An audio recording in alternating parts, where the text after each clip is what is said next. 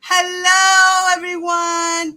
Hello, Daniel Steele. Welcome from the UK, sister.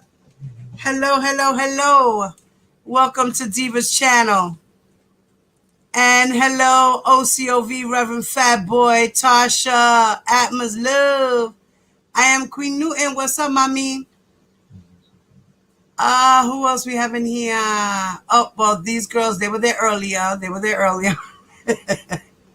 Sorry, guys. I had to reschedule my live like 100 times. Pardon me, y'all. Mother gets stuck doing what she got to do for the fam. So, I got lost in the sauce. Hey, Purple. What's up, mamita? Okay. Truth Strong Warrior. What's up, sis? All right. Much love to everybody. So, yes, just to put up my warning, guys. Warning, the following video contains disturbing content every time we talk about R. Kelly.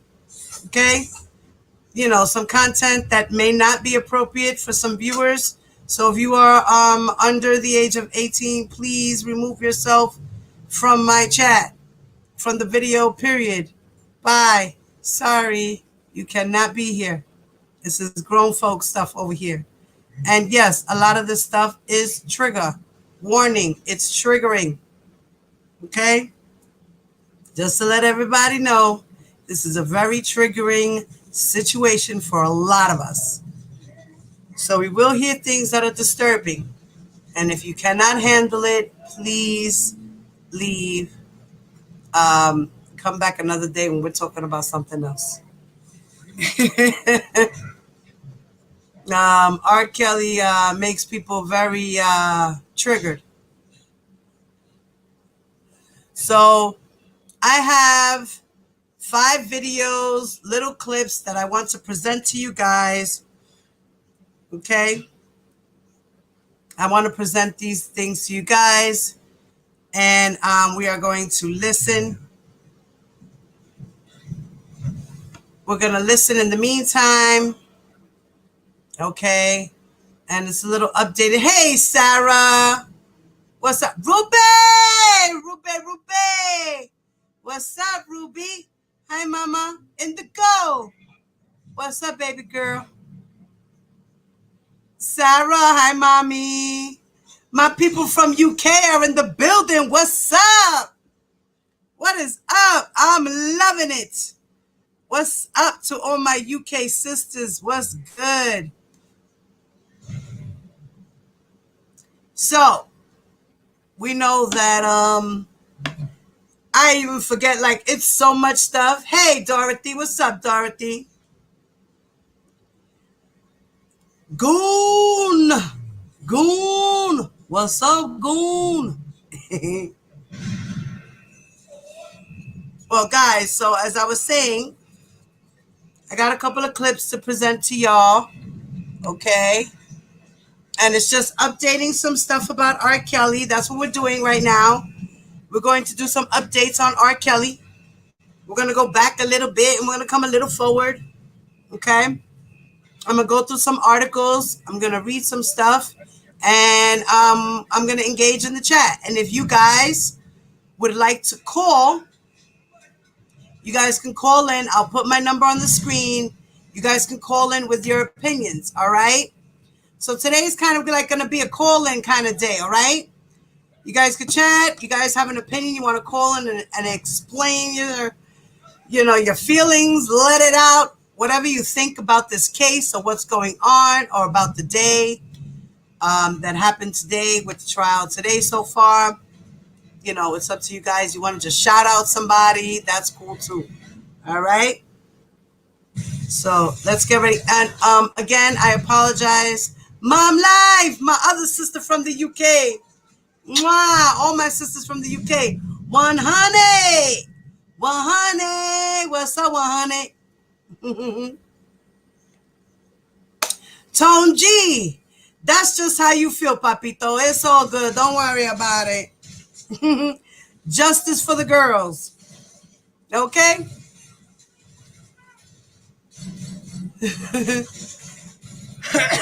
All right, so I'm going to go on mute All right, and we're gonna listen to these clips. Right, I know, mommy. I know it's 10 o'clock. I know it's almost your bedtime. I know that we're 5 hour difference. Yes, ma'am. I do know.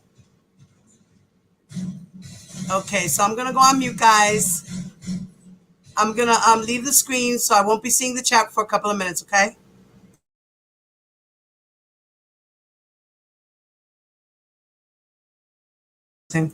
Yulita, what's up?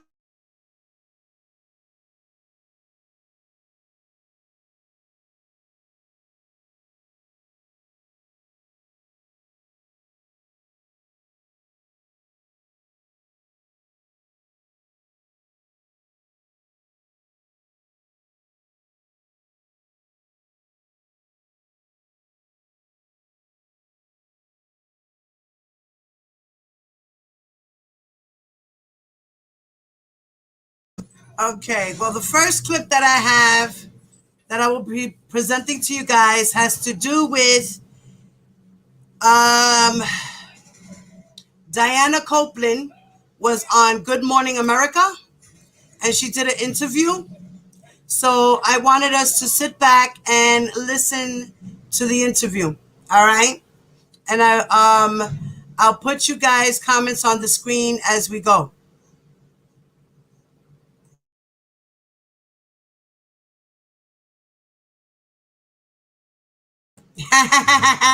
Love you, Lita.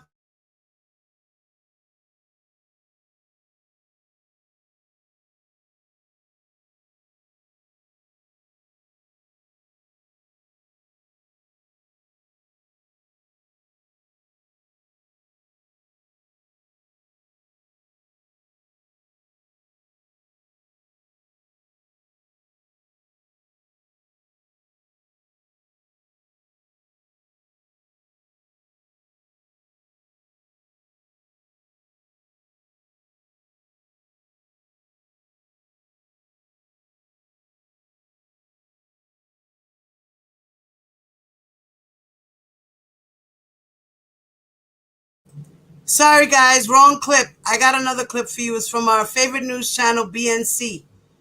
Okay? And it's going to talk about the evidence that they showed about the videos and the audio recording. So that's what they're going to talk about. The evidence that the prosecution came forward with to display more of R. Kelly's pattern of control and use of his enterprise. Okay? I'm going on mute.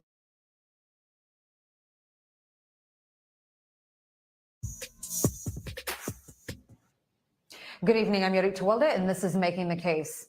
We're closing in on 1 full month since R. Kelly's racketeering and sex trafficking trial began. After weeks of testimony by more than 10 alleged victims, a jury spent today watching footage and listening to audio tapes introduced into evidence by the prosecution. Press and members of the public could neither see nor hear the tapes or the jury's reaction to them playing. Here are today's developments from Brooklyn. Part of the evidence that was recovered from R. Kelly's home and a storage unit he owned included iPads and videos that prosecutors maintain provide both audio and visual proof of how physically and verbally abusive he was towards his girlfriends. And some of those girlfriends have testified about that alleged abuse at trial. The federal courtroom where singer R. Kelly is being tried for sex trafficking and racketeering was relatively quiet today. Not because there was nothing happening, but rather because there was a lot for the jury to see and hear. Audio and video recordings were played in court, at least 2 of them dating back to 2008.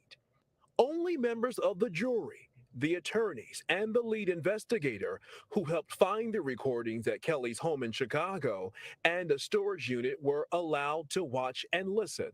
So we can't say exactly what the jury saw or heard, but we do know some of the recordings are graphic and sexually explicit.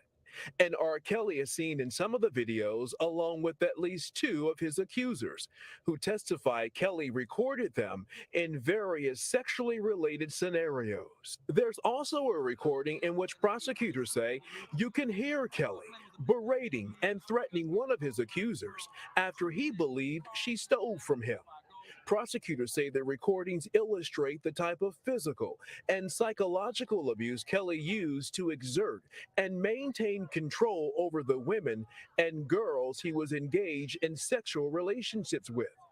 Multiple female and male accusers testified that Kelly was controlling, abusive, and sexually aroused by subjecting his girlfriends to doing humiliating things, like having sex with his friends in front of him. And sometimes he would do it as a form of punishment when they disobeyed his orders. Kelly denies all claims against him and has pleaded not guilty. Prosecutors had planned to call a woman they identify as Jane Doe 20 to testify, but they say that she had an anxiety attack and broke down crying after hearing some of the recordings, so they decided it would be best to not have her testify because it was too emotionally difficult. Meanwhile, it's expected prosecutors will wrap up their case by the end of the week, and R. Kelly's defense team may be presenting its case before the jury as early as Monday. Meanwhile, court is in recess until Friday morning. In New York, I'm Dre Clark for Making the Case. The prosecution's case is winding down, and the defense should be plotting a strategy as they expect to start their case in chief sometime next week. All right, joining us tonight to offer insight into this trial is civil rights lawyer and president of the Illinois Association of Criminal Defense Lawyers, Tony Thedford. Tony, thank you so much for coming on the show. Thanks for having me. All right, so you have a unique perspective here because you practice in Chicago and you worked closely with the attorneys who represented R. Kelly in his 2008 trial. What's it like watching this all unfold again? Deja vu all over again. The charges that Mr. Kelly is defending at this point far outweigh the nature of the charges here in 2008 that were tried.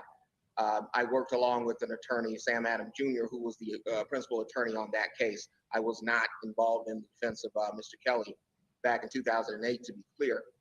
But you know, the fury that surrounded that, the excitement that surrounded that, it was the trial of the year here in Chicago, and to be in this position again, where not only are we there, but frankly 10 times in terms of the media focus and the potential consequences to Mr. Kelly. So it is, it's not a good place to be in again, I guess I would say, in terms of reliving a lot of the trauma from our standpoint for a case that was so difficult to defend and deal with. On the other hand, one of the things that's interesting is that I believed that we would never see this again. I believed that when Mr. Kelly was successful in his first case, that would have been, at least for him, warning enough to never, fool around in those areas again, to put himself in that position. But unfortunately, here he is. Absolutely. Well, we'll talk about today's events in court in a moment. But first, I'd like to get your take on the prosecution's case in chief and the defense's efforts to discredit Kelly's accusers. I mean, we're nearly 1 month into this trial. So what's your assessment on how both sides are doing? Well, I think it's very difficult for the defense. The prosecution has, and you're an attorney, so you know what I mean, has everything in this case in terms of the bulk of the case, the number of witnesses, emotions on their side. You have a defendant who is infamous. It would be difficult to impanel a jury that had never heard of Robert Kelly, or had not heard in some part about the prior prosecution and what his reputation has been for the last 20 years, essentially. So it's very, very difficult for the defense to mount what I believe would be a strong defense with the ability to refute each one of the allegations or to challenge each one of the witnesses who's testified in this case. I know that there's more to come. I know that there was one of the witnesses chose not to testify today because she was emotionally overcome. But I imagine that they will call that witness probably Friday, since they're down until then. So it's a very difficult case for the defense. With very limited, frankly, defenses to a case like this, with this number of allegations and this number of witnesses over such a large period of time, just extremely difficult. Now, the prosecution was expected to wrap its case on Monday, but they're still presenting evidence. Jurors were originally told that this entire trial would take about a month. What impact could a longer trial have on jurors and to both sides? Well, as a defense attorney, it is difficult when a prediction about the length of a trial is made. Sometimes we fear as defense lawyers that any extension of that trial is held against the defendant. And sometimes I'm sure that could be the case. I think that reasonably, though, the trials that we've been conducting, and I say we and the criminal justice community have conducted since the beginning of the pandemic, have been limited. They've been slower because of COVID protections. They've been disjointed in a way because of how we have to set up courtrooms now in order to attempt to socially distance people. So I think that the court's prediction about how long it would take is a bit unfair in that there are these other factors that don't typically happen in a trial that extend the case. But time is not on the side of R. Kelly and his defense team, in that the longer this case goes on, as you indicated, the worse it seems to get because of the accumulation of sympathetic witnesses and the descriptions of these things that they claim happened to them, and the kind of vivid detail that they've given to substantiate that. And now today, we have videos and audio tapes that sort of bolster or support, again, many of those claims. Well, Tony, speaking of video and audio, after weeks of emotional testimony today, jurors heard from Kelly by way of that audio and video. They heard Kelly allegedly berating and threatening one of his accusers after claiming she stole from him. Talk about the significant impact of video and audio for a jury. Well, the defense has the option of not calling R. Kelly to testify in this case. My guess is that he would not testify. In light of that, it's almost on some level unfair, because as a trial strategy, often when you want to keep your client off the stand or the defendant does not choose to testify, but hearing his words unattached to his face, as it were, is actually creepy on some level, especially when you've had a trial that essentially has the substance of this case. So I don't think that it's good, first of all, to even hear his voice. Second of all, it's framed in this limited sort of, look, I told you he was a mean guy sort of thing, where they're only playing snippets of what he might have said or what he did say, of course, in those circumstances where he was being recorded. So it's, as a defense attorney, I would certainly argue that those statements may or may not have been taken out of context, and then try to frame the context in which those statements were made. However, that is difficult to do unless you put R. Kelly on the witness stand. And so they're kind of in a catch-22, frankly, where they may be forced to call him to refute what we've heard in those video and audio. So it's going to be interesting as to how they intend to proceed with that really salacious evidence coming in today. Tony, last question. I've asked this question too, time and time again, to my guests who talk about this trial with me, on why this trial isn't getting the kind of attention that the trials of Harvey Weinstein and Bill Cosby received. That is a great question, and something that I haven't really considered, but let me take a stab at it. I think, first of all, we've done this already with R. Kelly. R. Kelly was already assumed reputationally to be a pedophile or a sex offender of some sort who got away with it. Again, I'm not sharing my opinion. I'm simply saying that's, what people tend to think about him. And so he's really been in the news since the early 2000s, almost 20 years, with either specific allegations or something in the ether about his behavior. Then again, he was charged in 2002 in a state court here in Illinois. That case was tried in 2008. So again, his reputation as someone who might be prosecuted for these sorts of offenses is not a new thing. I think the other piece, I think people are tired. I think that we've had a lot of bad news over the last year, if you combine COVID. The front end of that was, again, the Weinstein trial. And we've also had the Epstein circumstance. So, and obviously Bill Cosby and his recent release from prison based on the appeal. So I think that there's a lot of exhaustion, and so people may not be paying as much attention. And ultimately, I think there has to be some consideration given to the fact that he's a Black man being tried, and oftentimes they don't have the same eyeballs on a defendant in his circumstance, potentially because of his race. Well, what I do find in common with all three of these cases, they were all media was shut out, the public was shut out, and all you had were sketches. But the difference that I find with all three are the victims. In this case, R. Kelly has mostly Black women.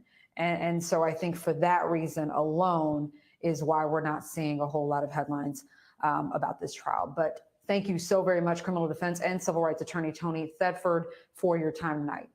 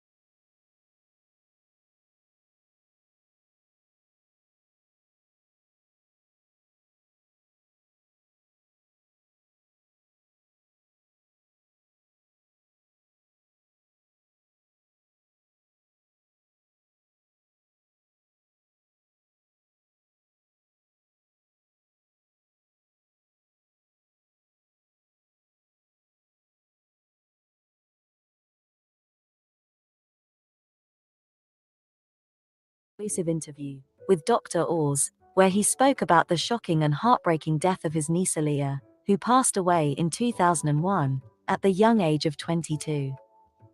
Hankerson, who was once married to singer Gladys Knight, started his label, Blackground Records, when no one would support Aaliyah. He shared it was very typical in the music industry, because she was so very young, they didn't have the foresight to envision a year or two down the road what she could be. They didn't want to put the time in to develop an artist. It was all about instant talent at the time, and getting the artist on a record. But Aaliyah was special, she always viewed things differently, friends and family were in awe of her. She would always sing around the house, anytime, anywhere, and she loved the song, My Funny Valentine. After appearing on Star Search, they decided to put more time into working with her, after she started talking about wanting to sing and perform.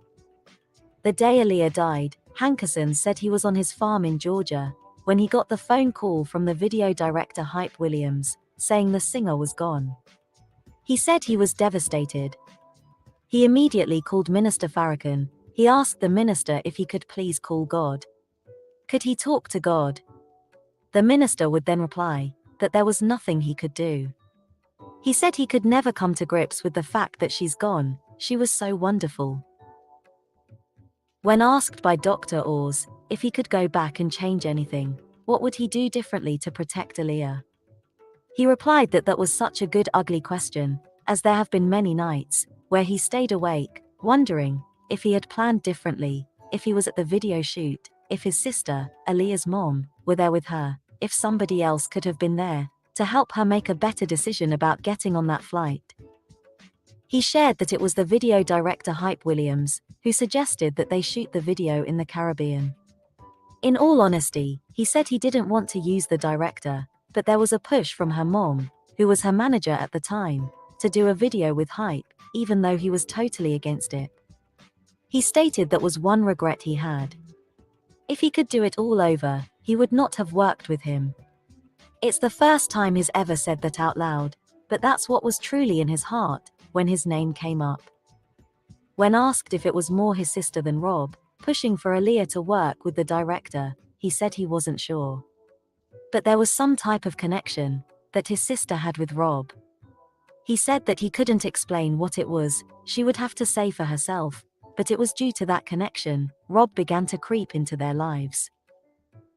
According to Hankerson, Hype Williams worked closely with Rob on a number of music videos, so there was a real push from her mother for Aaliyah to work with Hype more than any other video director. But after the whole situation with Rob marrying 15-year-old Aaliyah, he wanted nothing to do with him. He tried to cut ties with the artist as much as possible, but he lost the battle, as Aaliyah's mother wanted her daughter to work with Hype specifically. He was asked by Dr. Oz, what did he do when he learned that Rob illegally married his niece? He shared that he went crazy, his reaction was not a good one. He met with the minister, as he had no understanding of what was going on. He had no compassion for it, it was totally out of the realm of what any young girl should ever have to experience. He made his thoughts known to Rob during a conversation, and they have never spoken to each other again, to this day. He shared he felt terribly betrayed by Rob, as he also was managing him at the time. He trusted the musician would help Aaliyah with her career, just as he'd helped Rob with his. He shared that his whole family felt betrayed by the singer when they showed him so much love and understanding because he had a tough life. He really wanted to retaliate, but due to the mentorship of Minister Farrakhan, he decided to go a different route, going along with his sister, mainly to protect Aaliyah from any further pressure from the family or the public. Aaliyah's main focus was to pursue her career. Nothing was going to get in the way of that, she wouldn't allow it. At the time, he said that Rob was very disruptive. He wanted hands in everything Aaliyah would do, and always wanted to be the center point of making her music. Even after they managed to work out a release, to get Aaliyah away from Jive to Blackground Records, Rob was still trying to produce Aaliyah's music, until finally he understood that he would never get Aaliyah in the studio, ever again. Pressure grew as people questioned, how will they duplicate the success Aaliyah had with her first album? There were doubts that it would be possible, since Rob had a heavy hand in her debut album, Age Ain't Nothing But a Number. But Hankerson said he would draw on his own experience of years being in the music business. They would soon team up with Timbaland and Missy Elliott, and there was nothing to be said after that. He stated he was relentless in getting Aaliyah away from it all, despite how Diane, Aaliyah's mother, felt about it. He believed in Aaliyah, while they believed in Rob. He said Aaliyah agreed with his decision every step of the way. He was asked if he has a strained relationship with his sister due to Rob marrying Aaliyah. He was also asked if Rob paid the family money to keep quiet about the marriage. Hankerson replied he doesn't think the family took money to keep things quiet about the marriage. Rob was a big artist who made the labels tons of money, so they worked hard to protect him. They didn't know how to relate to Aaliyah, the woman in the situation. He said he hasn't tried to bridge the gap with his sister Diane. He doesn't even know how or why they became estranged. He shared he doesn't know why his sister has done some of the things she's done, things he's grossly opposed to, and he doesn't know these groups of people that call themselves the estate. Regardless of what has taken place, they've all done some things in life that were out of character and out of context. At this point in his life, he's very forgiving, because when a parent loses a child, you have to reach them with a lot of love. His goal was to keep Aaliyah's music alive, in a more controlled space.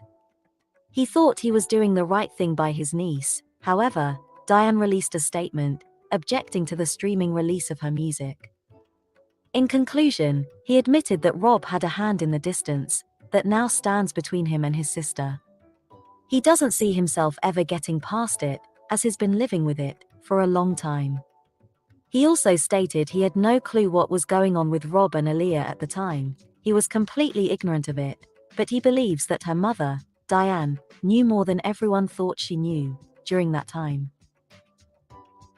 Check out some of our videos that you may have missed, and stay tuned to our channel for more press release content.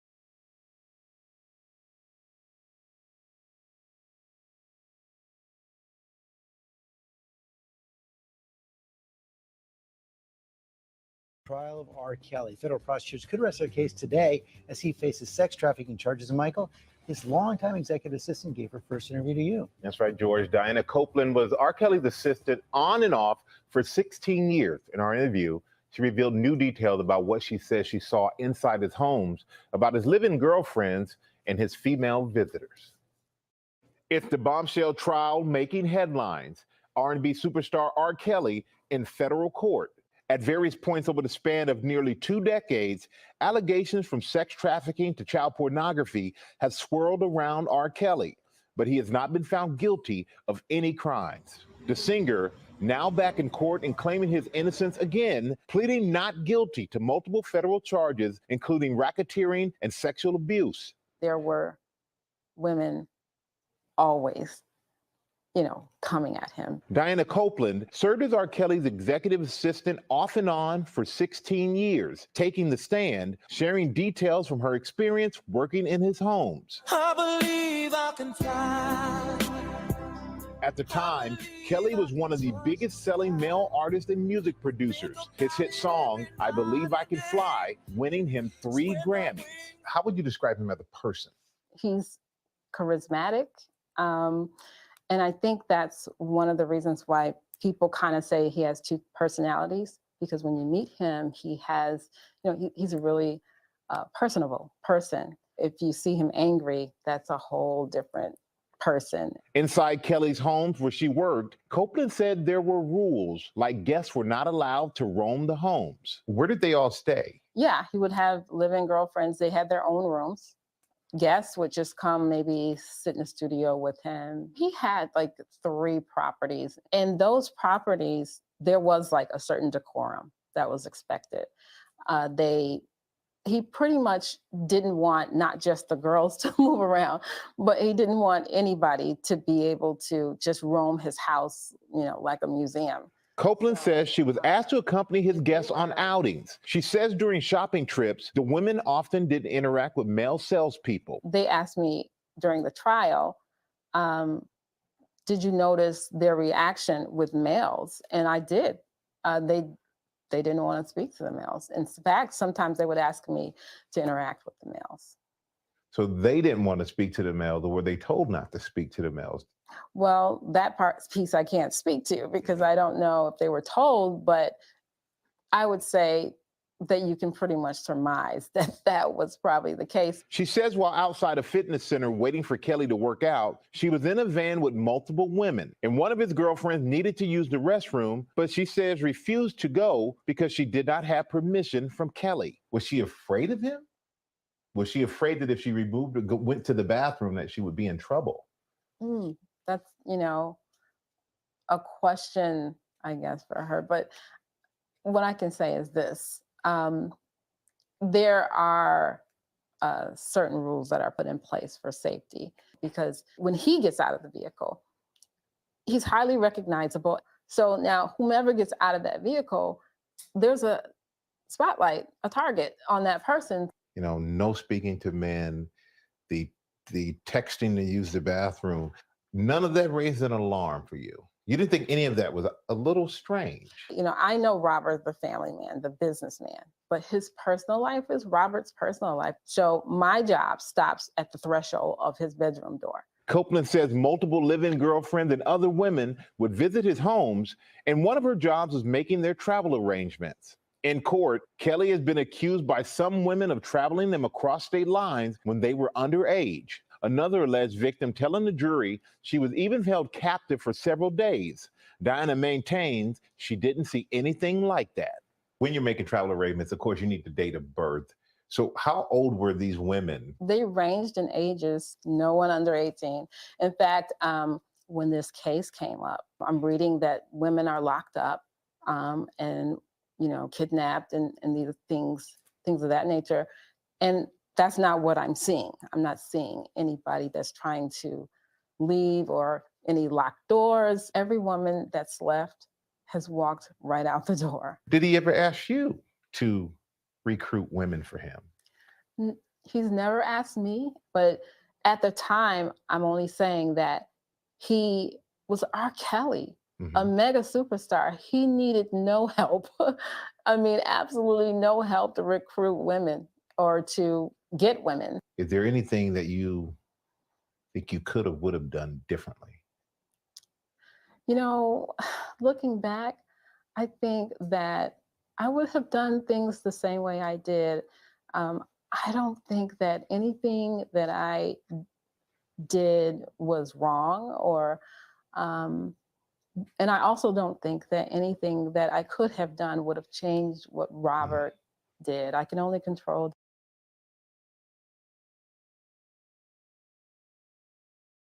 Still pending against R. Kelly, the accuser alleged that Kelly would lock her in secluded areas and have Copeland stand guard outside the door. Both R. Kelly and Diana Copeland denying these allegations, you guys, but definitely, bizarre to a lot of people. But yeah, it sure is. Yeah. Well, hey there,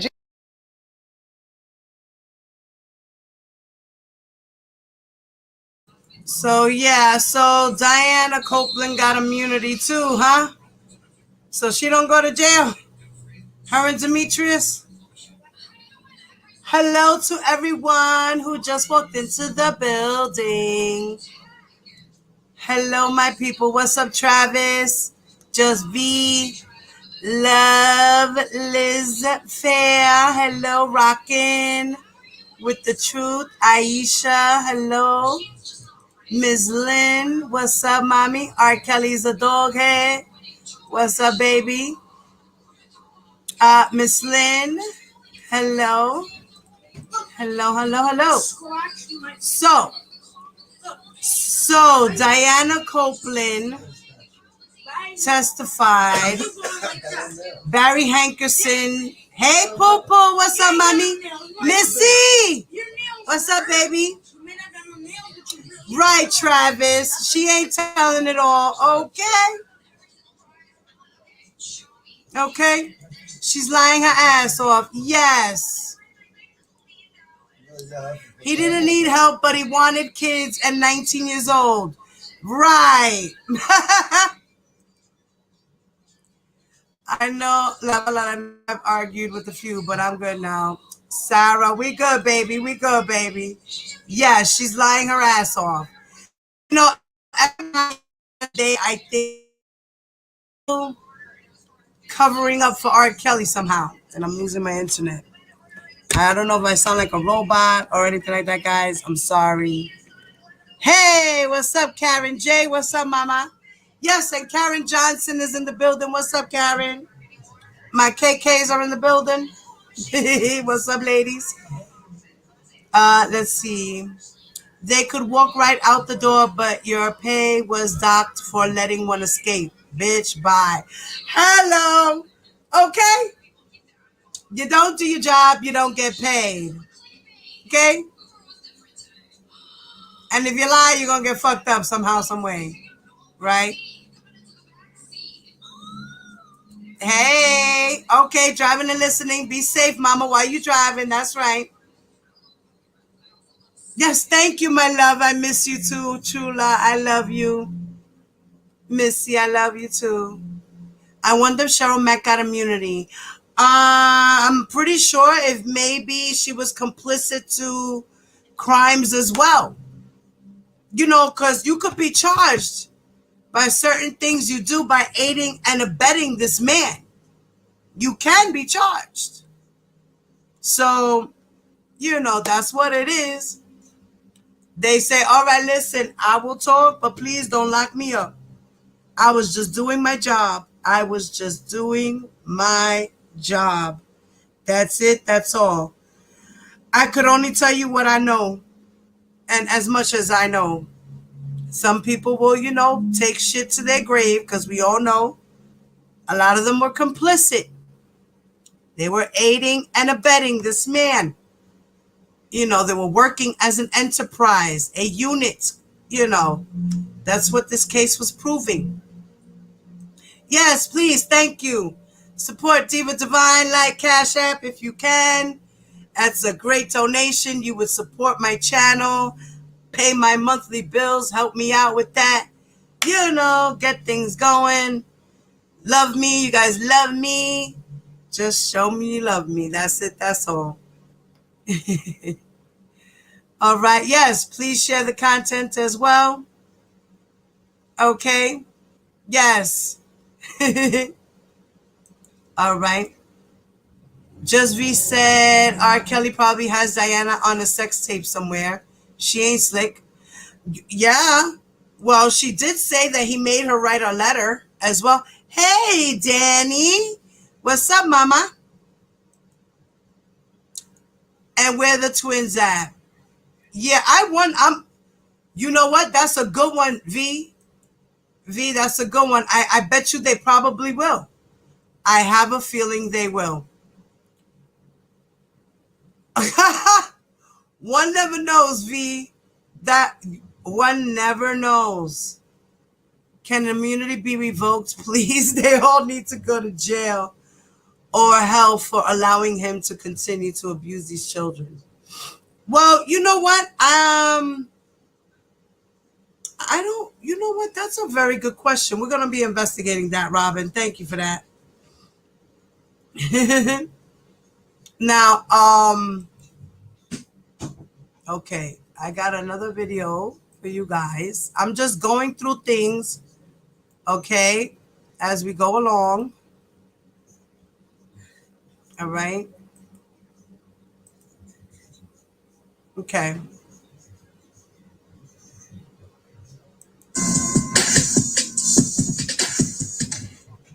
Good evening. I'm Yari Tawalda, and this is Making the Case. This week marks the end of 1 month since the start of the R. Kelly sex trafficking trial in New York. But after dozens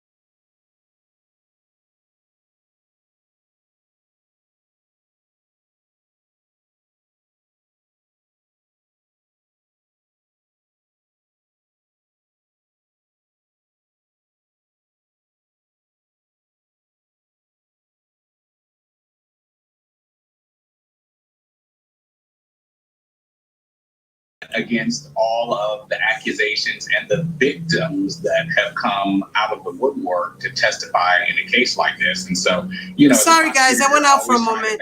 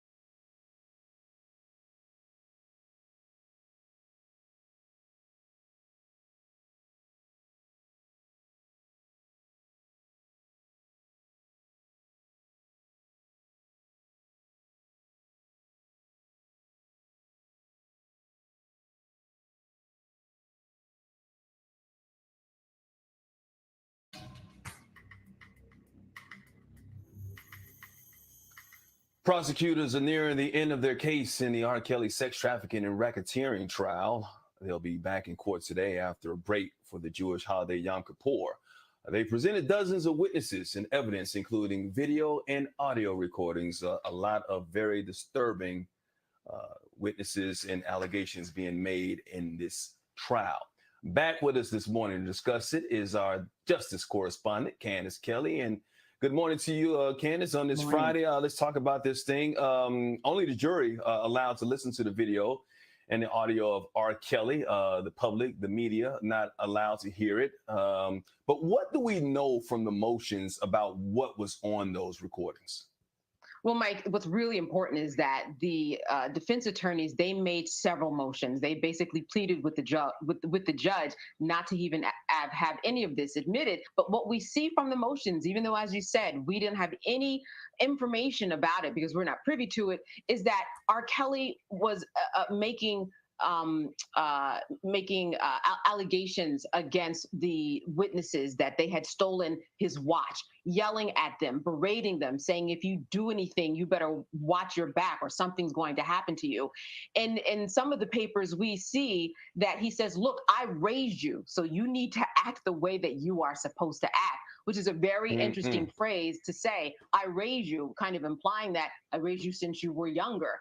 So we get into this whole idea. Did he know that he was young? Nothing that he explicitly said that in terms of, you are this age, but there's the implication that if I raise you, that these are people who are young. He said, you better not ever take from me again, or I'll be in Florida and something will happen to you. So these are really big things that are going on, because this is the first time that we ever hear R. Kelly's voice, because you better be rest assured the defense attorney is not going to put him on the stand.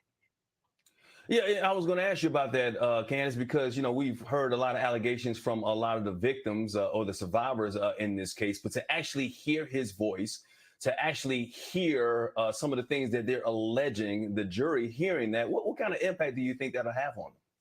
Well, all this time we have heard, almost a month now, of witnesses saying what he said, what he did, how he acted. But this is the first time that the jurors get an insight and hear his voice. To hear his voice, if it was anything like the Gayle King interview, it might have been that piercing voice that we heard when he got really noticeably and disturbingly mad. So to put that with all of these other stories, you can perhaps more than just think about him doing it, but you can actually see him doing it in their minds and kind of connect the dots. And that's what the prosecution wants. They want the jury to connect the dots. You don't think that R. Kelly could do something like this, and that he's, was created these beautiful songs, I Believe I Can Fly, and he's maybe perhaps played at your wedding. But listen to this guy now. Now you have him in your ear. He is in your earphones. What does this sound like to you? Does this sound like a nice man? Or does this sound like a man who would do some of the things that we've been talking about for the past 4 weeks? And this is what they want the jury to do. And it's easier for them to put this together and conceivably see him doing these things. Yeah, it definitely should have an impact on the jury to actually hear and see him doing some of these things, or actually hearing him doing those things. More notably in a trial like the Derek Chauvin trial, when you actually saw that tape, it had a huge impact on the jury and, of course, the nation. Homeland Security, they found these recordings in R. Kelly's Trump Tower home. But what else did they find that could be detrimental to the defense?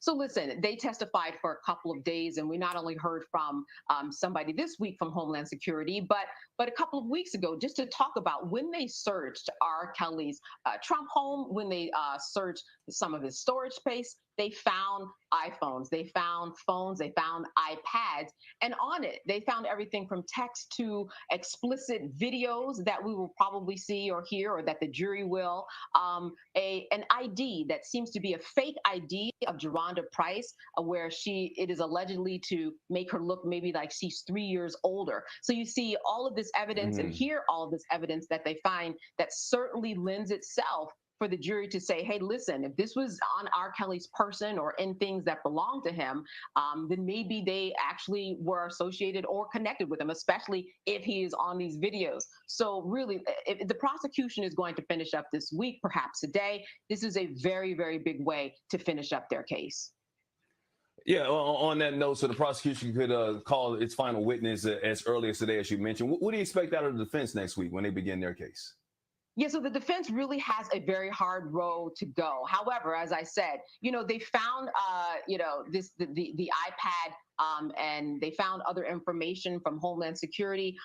They can say that perhaps, this is something that the young women wanted to be a part of. Maybe they wanted to be a part of these videos.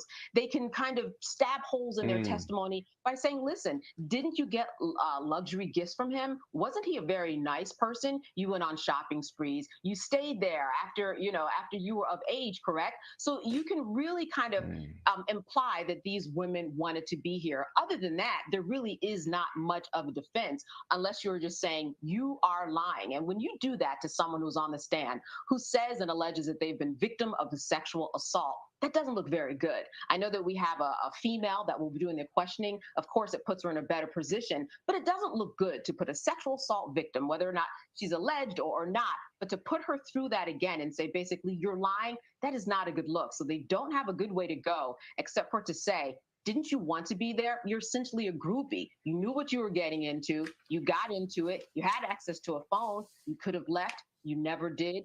That was on you. Assault is assault. And if they were underage, it's wrong anyway. I'm not the jury. Candace Kelly, stick around. Thank you for your insight. We will check back in with you around the 7 o'clock hour for more on what the defense you expect out of the defense starting next week.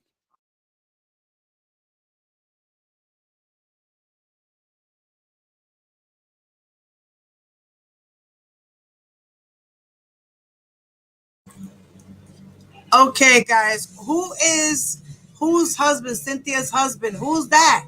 Who y'all talking about? I'm confused. Who? You said, wait, is that Cynthia's husband? Who's Cynthia and who's the husband? The anchor guy?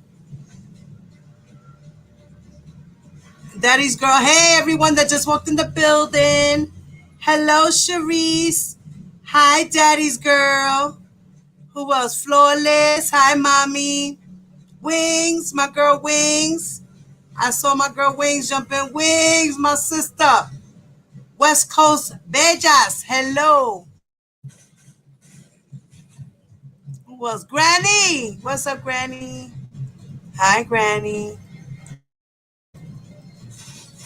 And everyone. Oh, Miss Me, Miss Mo. Hello, lady.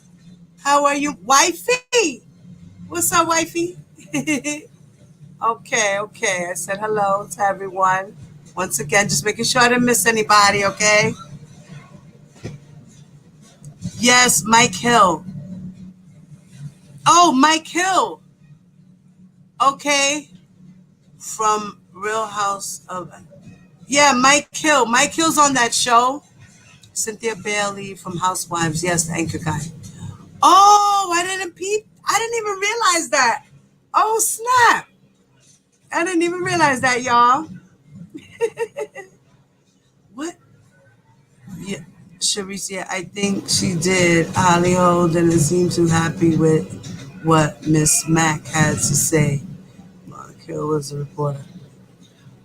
Oh, okay. Okay. I'm not up on that, guys, but okay, thank you for filling me in.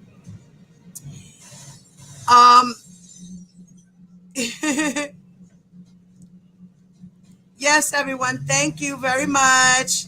Please hit the like button. You could jump out the chat. It takes like 2 seconds. Hit the like, come back in. Just 2 seconds. It's free.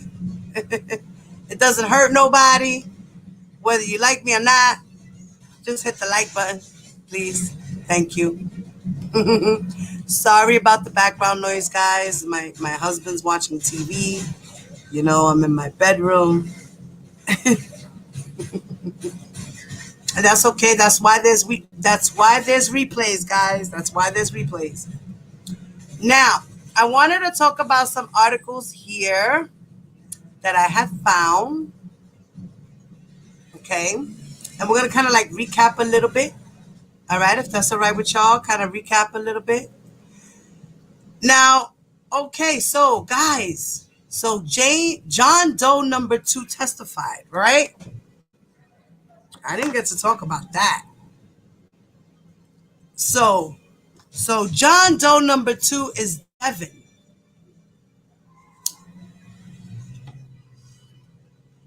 So Bubba that's not Bubba. Is that Bubba? Do you guys think that's Bubba? I don't think that's Bubba. Isn't Bubba's name Ruby Chris? Or is that a fake name too? What do you guys think?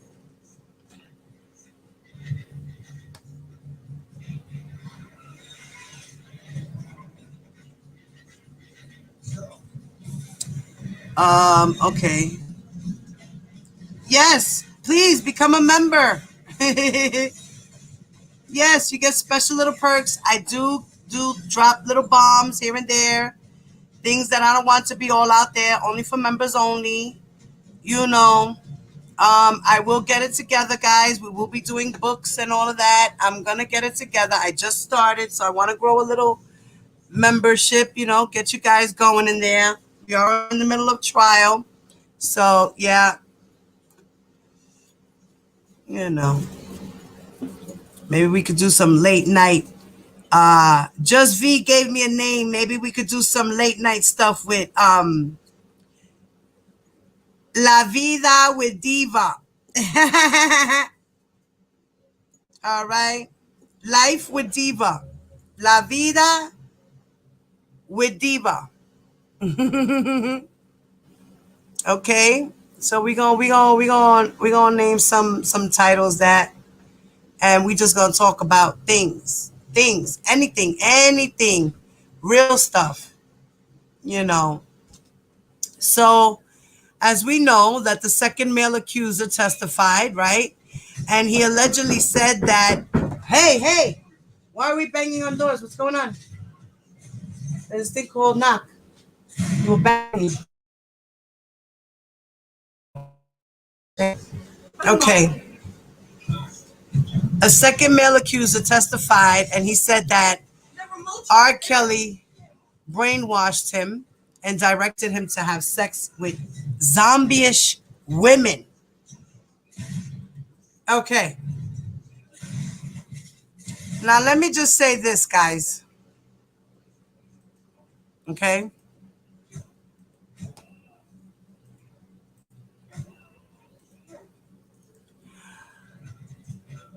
R. Kelly, for those who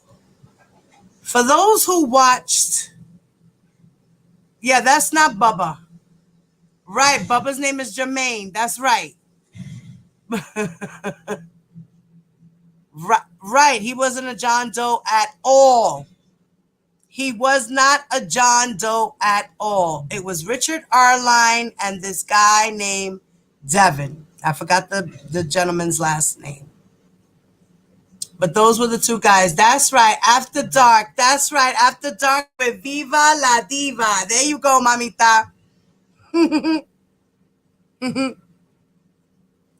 If you get a chance, text me, V. That's the number right there. And put it in the text so I can remember. My text is on the screen.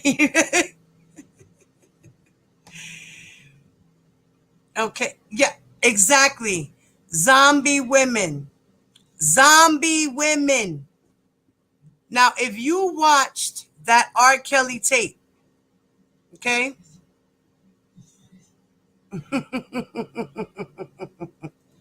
Right, his assumed name was Alex. That's right. He was under the name of Alex, but his real name is Devin.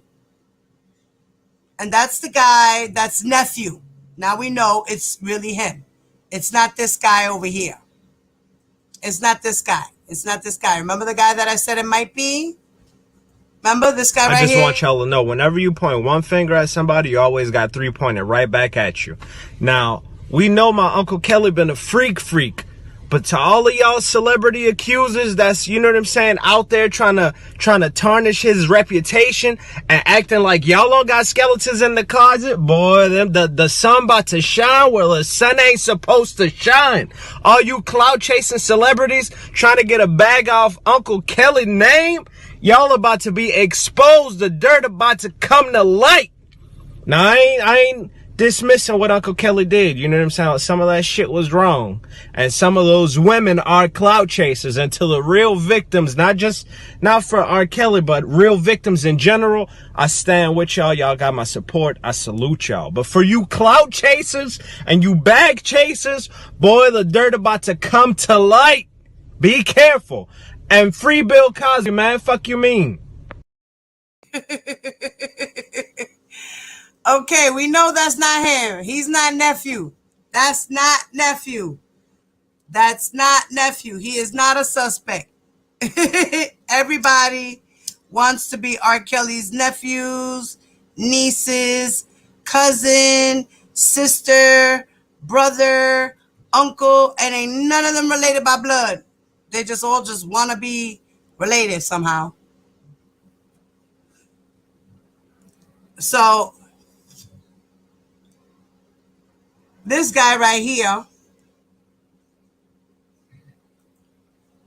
he was drugging them as well, or is that a lie too? I don't know. Let's see. I'm going to read the article with you guys. Diva time. What's up, mommy? Hello, baby. Right? Okay, let's go to the article. Now, I'm going to jump off the screen with you guys because, I've got to go to the other window. So I got to go to my other window so I can read the article.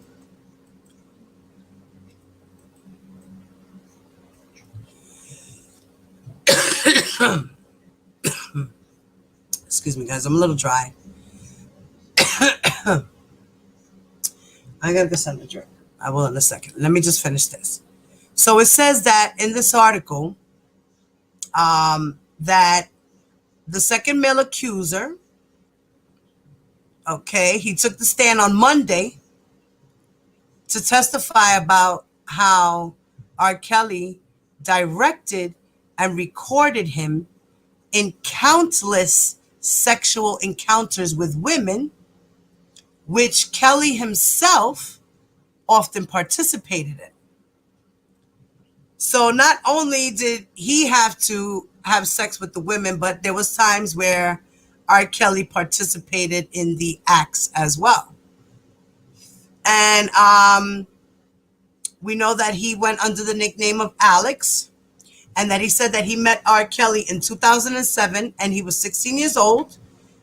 And that the last time he had a sexual relationship with R. Kelly was when he was 20. So, in other words, so he only had sex with R. Kelly throughout 4 years of knowing R. Kelly. So from 16 to 20, he said he was sexually active with R. Kelly. And he said that R. Kelly frequently arranged the sexual encounters with the women for him. And that he eventually gave him the nickname nephew, even though they were related. That's like, it's like R. Kelly is reliving his trauma. He's reliving his trauma. He was sexually molested, and it was through incest. It was, what they say, a generational curse.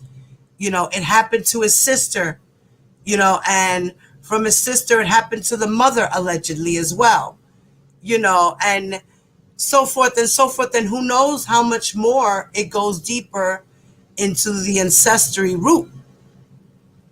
You know, in every family, in most family, there's always one Uncle Vester. There's always one Uncle Vester, you know, and there's always one auntie who, you know, who likes to touch little boys too, or girls. Goes both ways.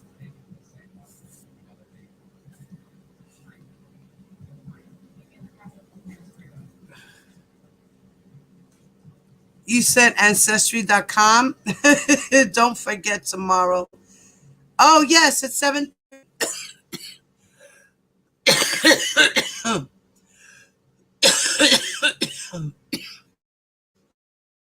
Let me get something to drink, guys.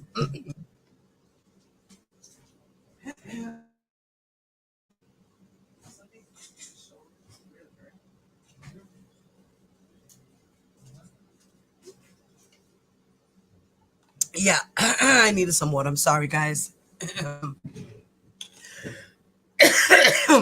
Yeah, there's always an Uncle Vester and an Auntie Molester. I don't even know what a nickname for that one. But, you know, it's a shame. And he's reliving the trauma to feel like he's getting control of what really happened to him. You know, it's weird, but it's science, you know, psychological, you know, it's in his mind. Unfortunately, as a child, his mind was corrupt. You know, not all children who were molested or abused physically or emotionally or sexually, they either push the trauma away or relive the trauma some way, take it out on others, become rebellious or become hypersexual or become abusers themselves, you know. And it's a shame that he felt so trapped and caught up in it, that he liked it so much that he decided to just constantly relive his trauma by reenacting it over and over and over again. The role playing, the use of sadomasochistic things, you know, BDM, you know, all these things, the bonding, the whipping, the heinous acts and things of this nature, the sodomy. All of that also is into, you know, I'm pretty sure as he got older, he learned that there is such a thing as S&M, you know, S&M, right? So because, you know, that's probably why he probably thinks what he's doing isn't wrong, you know? And probably what he thinks is he's not doing wrong because nobody ever really let him know that as a kid, it wasn't his fault. You know, they normalized it. People normalized it for this man. You know, growing up and him doing things, and I'm pretty sure as a kid, you know, he started with little things of maybe like, you know, show and tell. You show me yours, I'll show you mine, you know. Take little girls in the corner and do little things like that. Let me see your dress, you know. I mean, for God's sake, in the album cover of 12 Play, he had the old man dirty stick, the cane with the mirror attached on the bottom. What was that mirror for? To look up women's dress as the gentleman walked by, as the dirty old man walked by, should I say. Right? Right. So that's a lot. Let's see what you guys are saying in here. I got my phone here now, so they are going to write books about that fool. Girl, they've been writing books about him. They're going to keep writing books. I never understand doing to others what you had done to you. I hate that excuse. Makes me angry. Like if it affected him, he had all that money to get help. You're absolutely right, Sarah.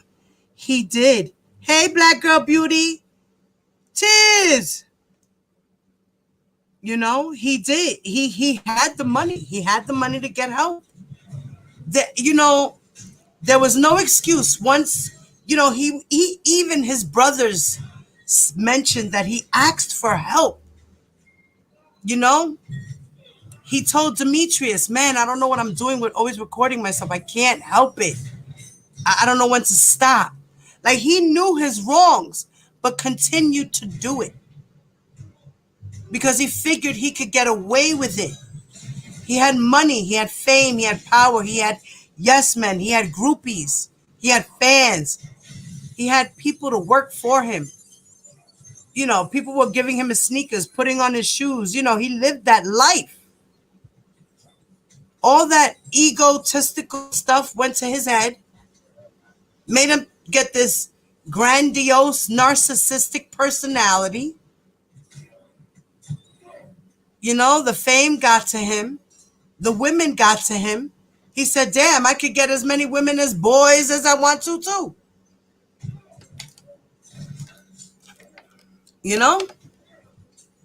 I wonder at what age did he start getting curious with boys? I wonder, when did he start doing that? Because he started his career in the street when he was 17. Demetrius Smith picked him up, started trying to work with him, doing all these things, trying to get him out there and push him to be a big star. He did this talent show. He won money. That was his big break. He got signed to a record label, Jive, worked with Barry Hankerson. And before that, right at that point, he was already messing around with little girls. And he was already into his 20s.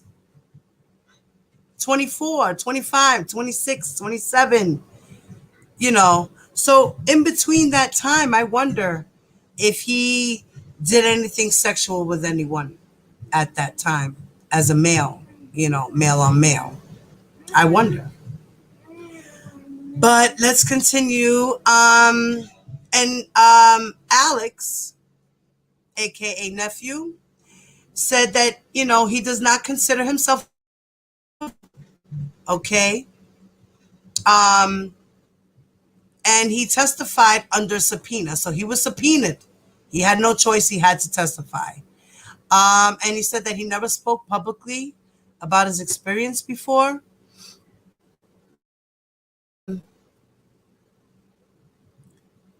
We know that R. Kelly allegedly has sexually abused numerous people and also allegedly has directed employees to procure women for sex. And still here we are 4 weeks later. He hasn't confessed or anything of that nature. He's going through with the trial.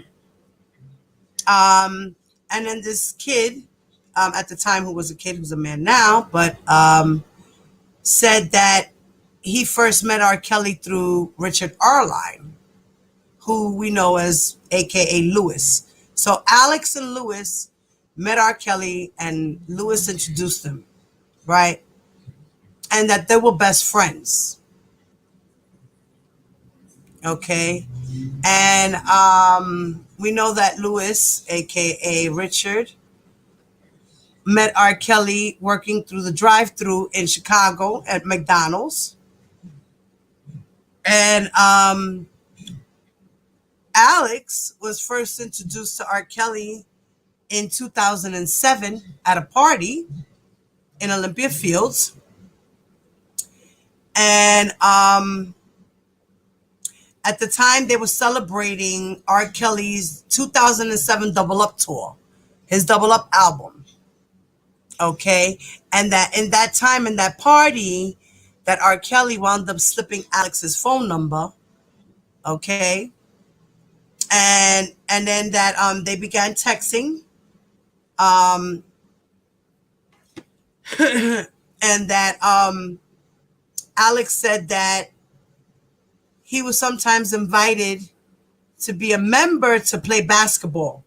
So he had him playing basketball and things of that nature. And,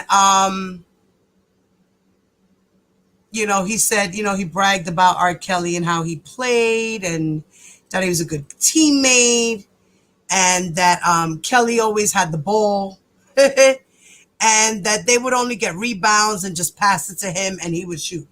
Like, he was the star of the show no matter what. He won every game. It didn't matter. He would cheat. It didn't matter. He won. So, now, when we talk about this kid, Alex, at the time when he was a kid, and up until he was 20, he said that R. Kelly first began pursuing him several years later when he was 20 years old. So from 16 to 20, he was hanging out with R. Kelly and then started having sex with him at 20. I don't believe that. Then he said, I don't believe that. Then he said R. Kelly had invited him to one of his houses and asked him to wait inside, to wait in the car. And that 20 minutes later, R. Kelly came back to the car and they started talking, and that R. Kelly just pushed himself on him. And that he said that he recalled that he was talking to him, and then he forcefully started kissing him and licking his face. He was like, oh, baby, you're so cute. You're cute. What the hell? Oh, no. Okay. I'm like, yo, this is not happening, bro. What are you doing? But he was starstruck already. You know what I mean? Like, he was just like, oh my God, what do I do with this? Like, okay.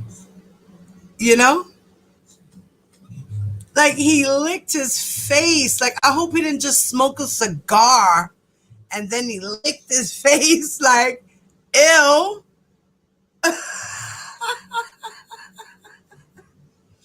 And then that he said that R. Kelly told him, just relax and be open-minded. Just be open-minded, bro.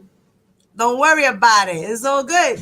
Just release yourself and let it go. You might like it. Don't knock it till you try it, right? Now, he had said that most of the encounters with R. Kelly was with another woman present. He said most of them.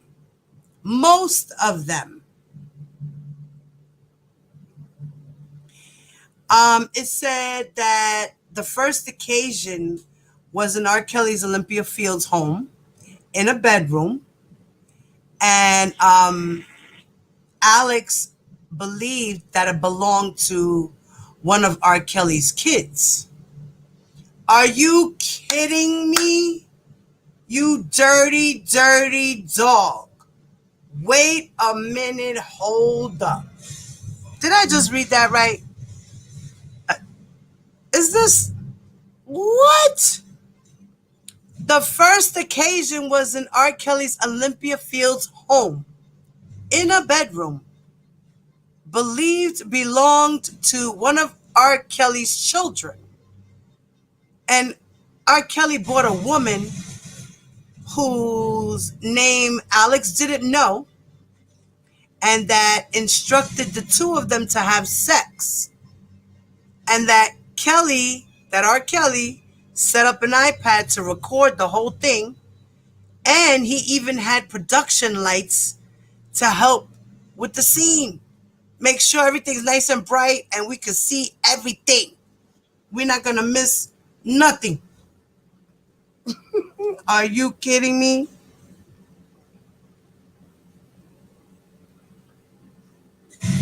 Hey, Marnisha. Hello. Welcome, Marnisha.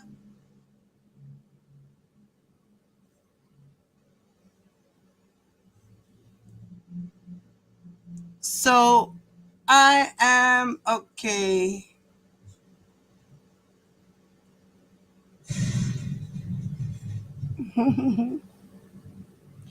That is crazy, guys, right?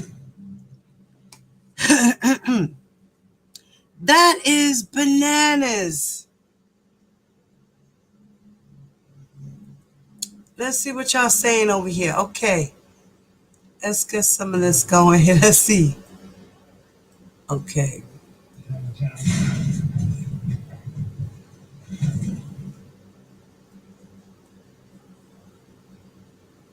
Okay, let's see here. Let's go here.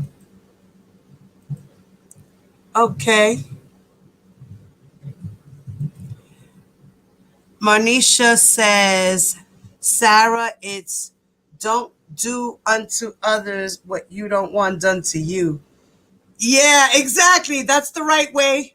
But you know what? He did the opposite. Ay, ay, ay. You know? He did the opposite. So could it be that when he allegedly tried to take his life, that the neighborhood boys had got him before or after the sister did? Or did an uncle mess with him, nephew? Well, according to his book, what had happened was he had a girlfriend. Oh, no, that was afterwards. No. The first thing was the sister, and then came the Uncle Larry, Uncle Henry. First, it was the sister. First, it was his mother's friends, church friends, or an aunt or something that were coming on to him and things of that nature. And they would do certain things in front of him. And then from there, his sister molested him. And then from there, Uncle Henry molested him. And then from there, he had the girlfriend. And then he tried to commit a suicide, allegedly. All of this is, what was said, but it's alleged, Let's say that. He held a damn gun on Faith and forced her to give him head. I'm done, dude. Yes, he sure did. And that, he put that gun down. He didn't say anything, according to Faith, right? He didn't say, I'm going to kill you. You better do this, or I'm going to cap a bullet in your ass or blow you away, or none of that. He just put the gun down at the table to intimidate her. And that's enough. Like, that's enough. He don't have to say nothing. That's enough to intimidate a person and to make a person feel like they're obligated. They have to do this. That gun right there says it all. He ain't had to say none of that. I'm pretty sure the other side's like, well, he didn't do this and he didn't do that and he didn't say, I'm going to blow you away and this and that. Listen, I'm with a dude in a room. We getting to know each other. We know what's going to pop off. I'm a little uncomfortable because it's my first time. I'm a little weirded out. It happens, and then he pulls out a gun. And then he pulls it out and puts it on the table. Now I'm going to be like, oh shit. I didn't even know he had a gun. Whoa. What is he bringing a gun with him for? We're on a date. What does he need the gun for? I know, some men carry protection, but now I'm going to feel weird about it. I might even be like, so what is that for? So you think, you don't know how to fight? You got to pull out a gun? What's the gun for? That's just me. I probably would have asked him, what's the gun for? Or if not, I would have stood shut and did as I was told. And that's exactly what Faith did. You know, everybody has a different reaction to certain things. Not everybody thinks quick. Not everybody thinks the same. Let's see what else. Hey, Flawless. Yes. Please follow her page, guys. Flawless, throughout the chat. Continue to put up your information, okay? Even for the information for tomorrow, okay? And I told you to remind me to text me, call me. All right? Okay. She said, nah, he just thought he couldn't get caught until he got caught. Yeah, I agree with that. He said they should have done this 30 years ago, right? He could have afforded an on-the-road psychiatrist. Very, very true indeed. Very true indeed, Diva. He sure could have. He could have also had an on-the-road person to teach him to read and write and help him with his dyslexia. Yes. Karen Johnson said, it's sad that he didn't use his money to get help. He has changed so many people's lives for the worse. Yes, he has, and I agree.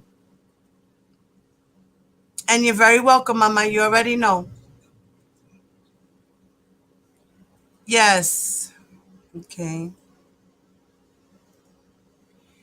But could it have also been someone else besides Mr. Henry?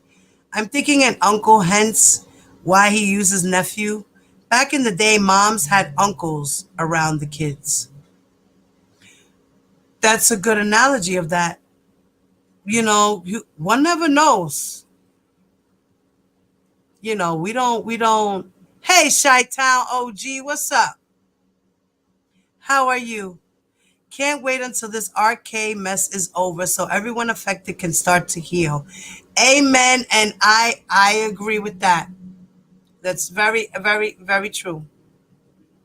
He had personal chefs, trainers, doctors, and dentists. He could have has a personal therapist. Yes, you guys are right. He could have. He really, really could have. I wonder what the defense going to call next week as character witnesses. Will they call fake-ass people like Sharon Winbush, Gary Kelly, and Joycelyn or Will Edie? Yeah. You know what? Lovely's Fair. I'm pretty sure those people will be there.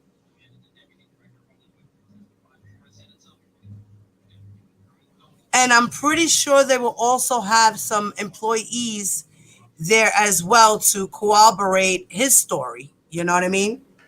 And then Joy is one. I wonder if he's going to even have any other ex-girlfriends or anything of that nature to prove that case, huh? That would be interesting. Okay.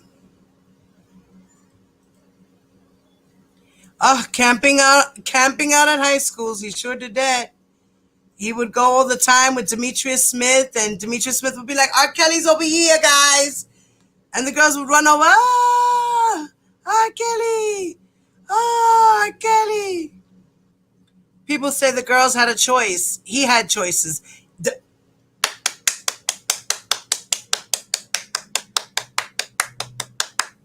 Miss Me, Miss Mo, hello. Thank you. He had choices. He had a choice to say, no, go home. No, this is not a real ID. Get out. Goodbye. His people had a choice to make that choice for him as well. His people had a choice too. Nah, man, everybody in this shit is wrong. Everybody that did they dirt is wrong. People were complicit. and act like they ain't see nothing. They's like, wait, I ain't see nothing. Hold on, my eyes. Oh, wait, I'm blind. Hold on, wait, I'm blind. Okay? No. Now, and he intentionally chose to not get help to deal with his trauma. He chose to inflict his hurt on others instead. Thank you. Don't call any of them if they want real character witnesses. They are all a joke to me. Yeah, definitely. That video of the 14-year-old girl, she looked high. I still have the video. Wow, really? Listen, you know what? She don't look like, I don't know if she definitely looked like a zombie. I have to agree with that. I saw the video myself. And,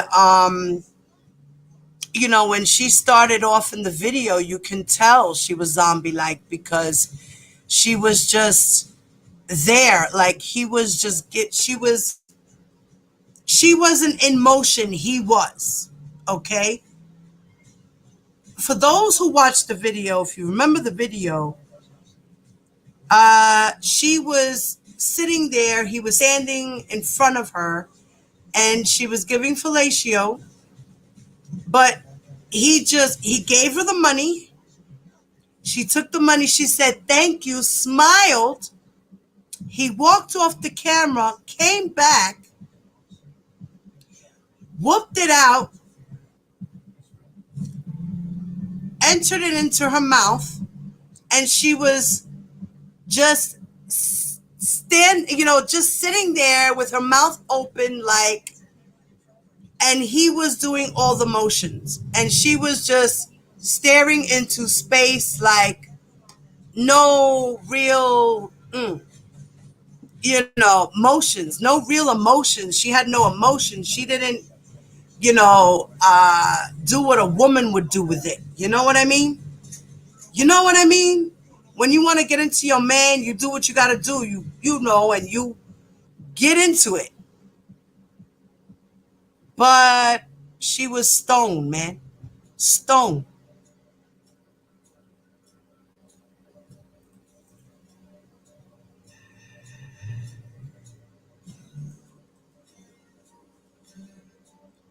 Yeah.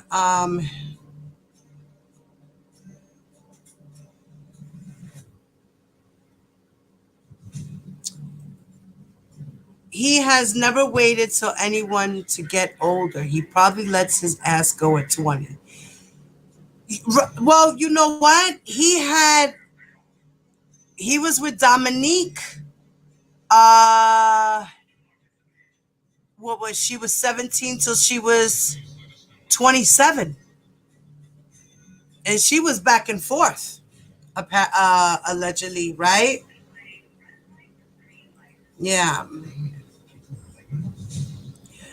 She did say that. She did say that he had poor hygiene. Yes. Yes. Yes. Yes. Yes. Yes.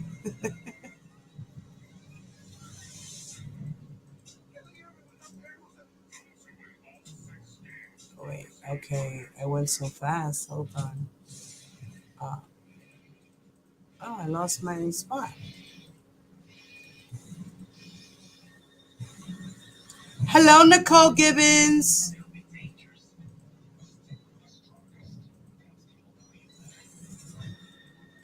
Wait, I lost my spot, guys. Oh my God. Okay, here we go.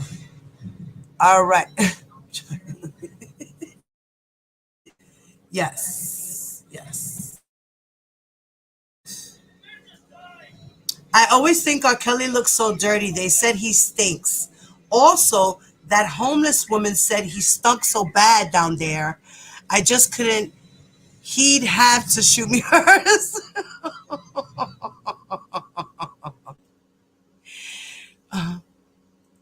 Yes, that is rape, Tears. Drugging them, that's rape. You know, he did commit rape, allegedly. You know?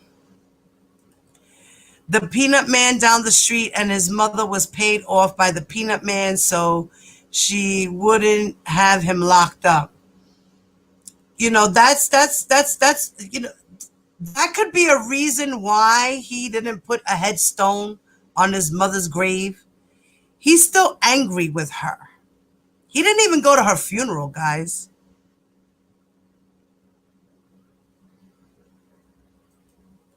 She said that he put it to her neck. Oh, I didn't even. Oh, all right. Y'all was just reading that transcript. I missed that one too. I haven't read that one. So, wow. I didn't know that. Oh, wow. Hello, newbie. Yes, once again, say hello, everyone, to my newbies. Hello, newbies. What's up, guys? Okay, exactly, Tasha. That's why RK paid off his victims, because he's seen his mom take payment. Right. I feel that same way, you know? Diva, keep being the divine light of truth. Your candor and realness has completely changed my mind. Thank you, sweetheart. And you're welcome. That's what I'm here for. You know, I just want to give out the truth. That's it. That's all. You know, a lot of people don't like me. They get mad and they want to, you know, they get mad sometimes when we speak over here because, you know, I mean, it is what it is at the end of the day. And thank you so much, Nicole, for that. Thank you, honey.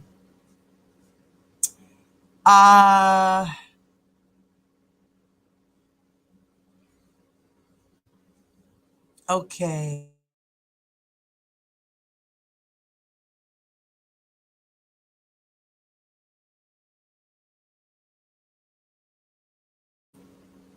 Okay. My internet's being funny, guys. Sorry about that. If I sound in and out, my internet is acting a little weird. Okay.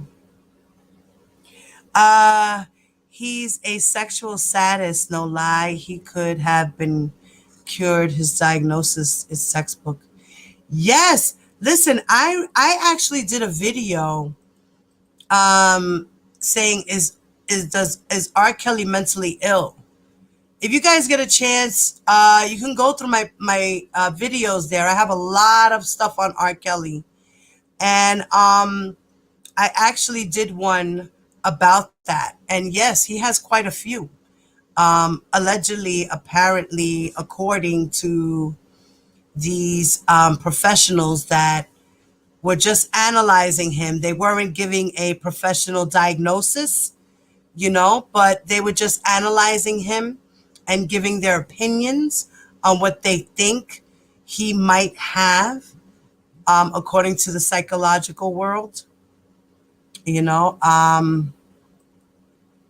these days we claim everybody as a nephew, niece, uncle, etc. It's true, sis, brother, bro. You know, we do it because you know what? Sometimes your blood is more your blood. I'm sorry, wait. Sometimes when you claim someone to be your blood and they're not your blood, right? Sometimes they act more as your blood than your blood would. You know what I mean? You understand what I'm trying to say? You know, like blood is thicker than water, but sometimes that's not even true. You know? He didn't want help. He did, but he really did it. He was enjoying too much of that grandiose narcissistic personality, I tell you that. Okay? Maybe he liked them to gag, so doesn't wash it. Oh, God, girl. Listen, if you want a woman to gag, there's this thing called just stick it all the way down her throat. Like, you know what I'm saying? You wash your stuff, please. And if you are not circumcised, please do me a favor and pull back the skin, wipe it, clean it. Okay? Thank you very much. Please keep proper hygiene for those who are not cut. Thank you. because I don't know. I bet you he's not cut. I bet you he's not cut. Yeah, like I had a bad experience one time with a boy who was not cut. Oh my God. Yeah. That was like, no. You ate something, puppy? What is that? You gonna eat something now? My Burger King. Oh, okay. So, okay. I never eat it. Oh, so please do. Okay. Exactly, Tiz. That generational taught behavior, and R. Kelly could have broken the ties that bind. It's true. This is very true. Yes, guys. Please follow my sister, Flawless Beauty. She has a new shop called Beautiful Print Tees 17 on Instagram. And tomorrow on Instagram at 7:30 Central. So for us on the East Coast, it would be 8:30 Eastern Standard Time. And if you're on the West Coast, that would be 5:30 Pacific Time. Okay, and she will be going live. And her Instagram handle is flawless. It's all in lowercase, guys. It's flawless_beauty 2613. Please support our sister. Thank you, guys.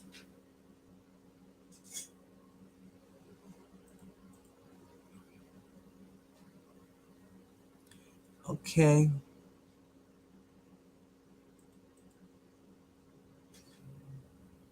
Oh, Lord. Chicago will put RK to rest.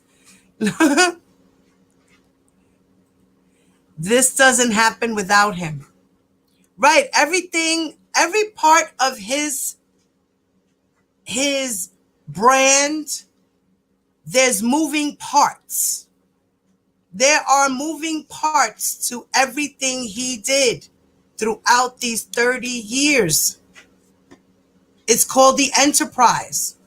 Okay? He was the shot caller. He was doing the train, and now the train has crashed. It's over for him. Boom. Missy said, what's up, Missy, mommy? Missy said, no matter what the defense brings forth, it's no match for what the prosecution brought and served that ass. Okay? We need some emojis in there, guys. Throw up some of those emojis, guys, if you know how to use those. To all my team members, my ladies, do me a favor. Throw up a laughing emoji or one of those emojis. If you don't know how to do it, you know when you guys go to type in the chat, right? The line where it says post a comment, right? You see that it has the $ on the right. That's to donate for my super chat, right? There you go, Sarah. There you go, guys. There you go. Then if you don't know how to do it, guys, what you do is the little face that's on the left side of the chat box is how you post those little emojis. Use them, all right, guys? It's fun. I think they're fun. I think they're cute. It's $2 a month to join the membership. Like I said, I will be doing little perks. We will get books. We're going to do different things. Right now, the R. Kelly trial, we're all over the place. But eventually, I will get to do perks with you guys. And I have to do a video as well to promote it and things of that nature. I haven't yet. So, yeah. So if you can, it's in the description box of the video. All right, guys.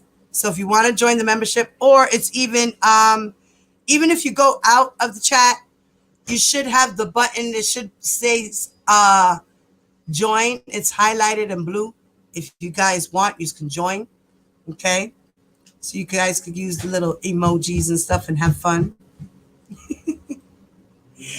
He walked around taking that king shit to another level, feeling himself.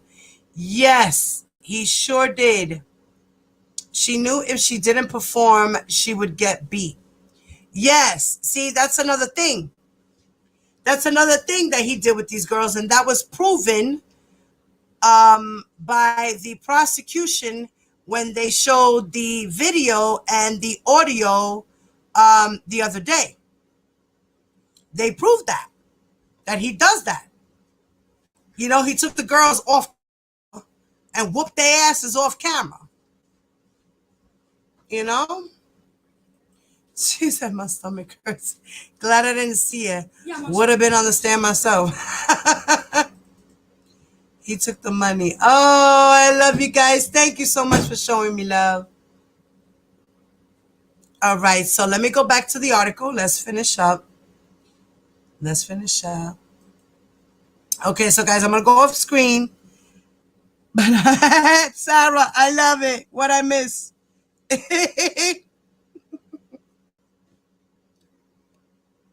Hi, KW. What's up, KW? Yes, honey, there was a homeless woman, Tasha K. Tasha K had did an interview with a homeless woman in Chicago who saw R. Kelly in the playground playing basketball. She needed some money. She needed some money to pay her rent for the hotel room she was in. Okay. And he paid her, and she gave him fellatio. Yes, she sure did. So then it continues that Alex said that, which we know is John Doe number 2, that was his nickname in the trial, but his real name is Devin. This is the girl. If you guys are following the transcripts, we've already went to Azriel's testimony. In her testimony, she mentioned Devin. And Devin is AKA nephew, AKA John Doe number 2, AKA, according to the courts, as Alex. Okay? Now, Alex said that R. Kelly arranged numerous encounters, right? And they would happen in his Olympia Fields home, in the recording studio, and on the tour buses. And that at times that, you know, R. Kelly would participate as well. And there would be some times where he would just watch. And he would instruct them, you know, tell them what to do, how to do it, who's going to touch who, when, the timing, like he was directing a movie. Okay? He was creating home pornography, right? Right. And if he had girls underage, now it's child pornography, right? As the boys underage, child pornography, right? Okay. And there was even times where he would just watch and masturbate.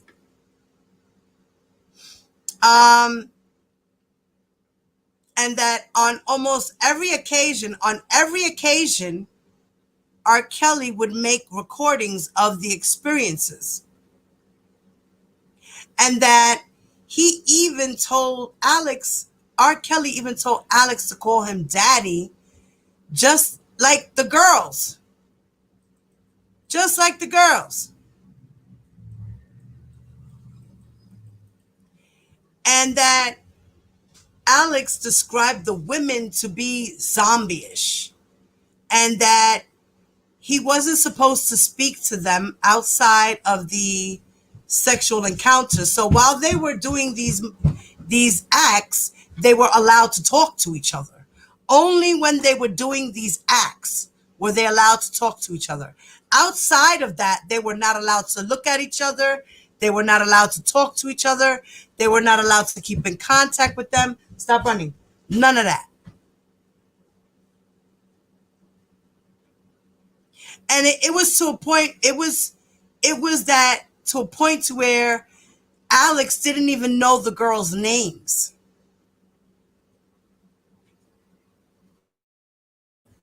We know that R. Kelly's rules was not to speak or look at other men. So that was that. you know? Because if not, you would get your ass beat. Look what happened to Dominique. Her hair was ripped out. Look at what happened to Haley. He scratched her by trying to rip off her. You know, when he gripped on her, he ripped her chain off and scrubbed with his nails because he's got nails. He's got nails.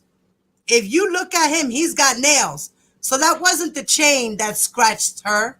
That was his nails as he gripped on her like, bitch, come here. What you say?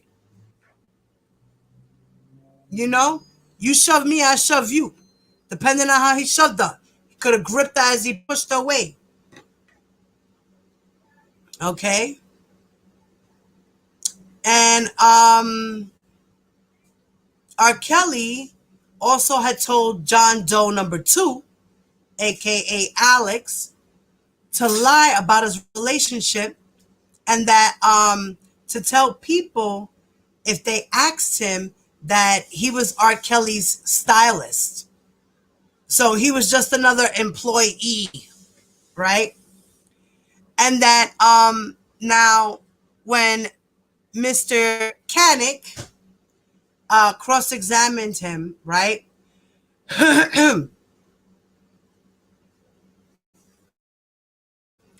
Mr. Kanik had asked Alex why he told the feds in an earlier interview that he was employed by R. Kelly, right? Repeating to them the lie. Look what I have. Enjoy, sweetheart. What is that? Took some rice with some beni, a burger, and the fries. And Okay, there you go. Good boy. And then Alex, when he asked him that question, he said to Alex why he told the feds in the early interview that he was employed by Kelly, that Alex said that he was brainwashed for so long. And that Kanik interrupted him and then changed to a different topic. And that Alex said that he last saw R. Kelly in 2019, and it was after the Surviving R. Kelly docuseries, okay? He saw him after that. And it was because R. Kelly had told him to come to his Trump Tower, okay? And that he told Alex to write a false letter denying he was ever in a homosexual relationship. And that he wrote a false letter and that he wrote it exactly the way R. Kelly told him to write it, word for word.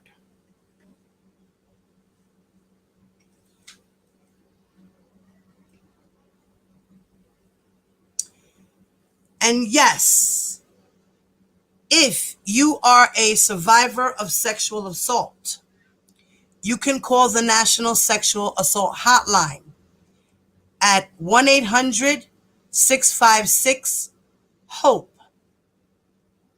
And that is 4673. Or you can visit their website to receive confidential support. Okay. All right. That's the end of that one.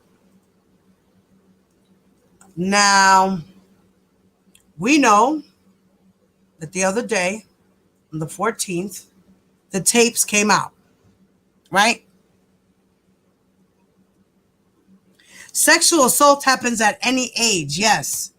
And you can be, listen, sexual assault happens to anyone at any time, any age. There's no specific age where someone tries to assault another person, whether they're a child or whether an adult or whether they're a senior or a teenager. It happens. Whether they're boy, whether they're girl, it happens. Now, we know that on the 14th, the prosecutors came out with the tapes. Okay. And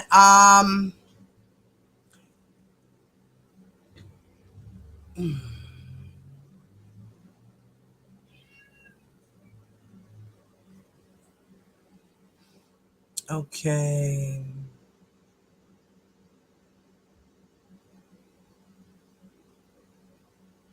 Oh, okay. Let's see this little video. Oh, let's see what they have to say.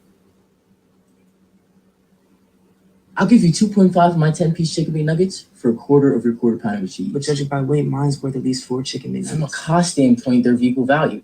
But I'm older, so. Get 2 of your faves like 10-piece McNuggets or a quarter pounder for just $6. Only at McDonald's. Now to the criminal trial against disgraced R&B superstar R. Kelly. Federal prosecutors here in New York have been arguing that the singer was a ringleader, what amounted to a criminal enterprise, using his fame to sexually abuse, control, and transport women, underage girls, and men. We bring in ABC News consultant Brian Buckmeyer now for the latest. Brian, we heard today from a 6th accuser. What did she say? Yeah, so this 6th accuser is going by her first name, Faith. Her last name will not be on the record.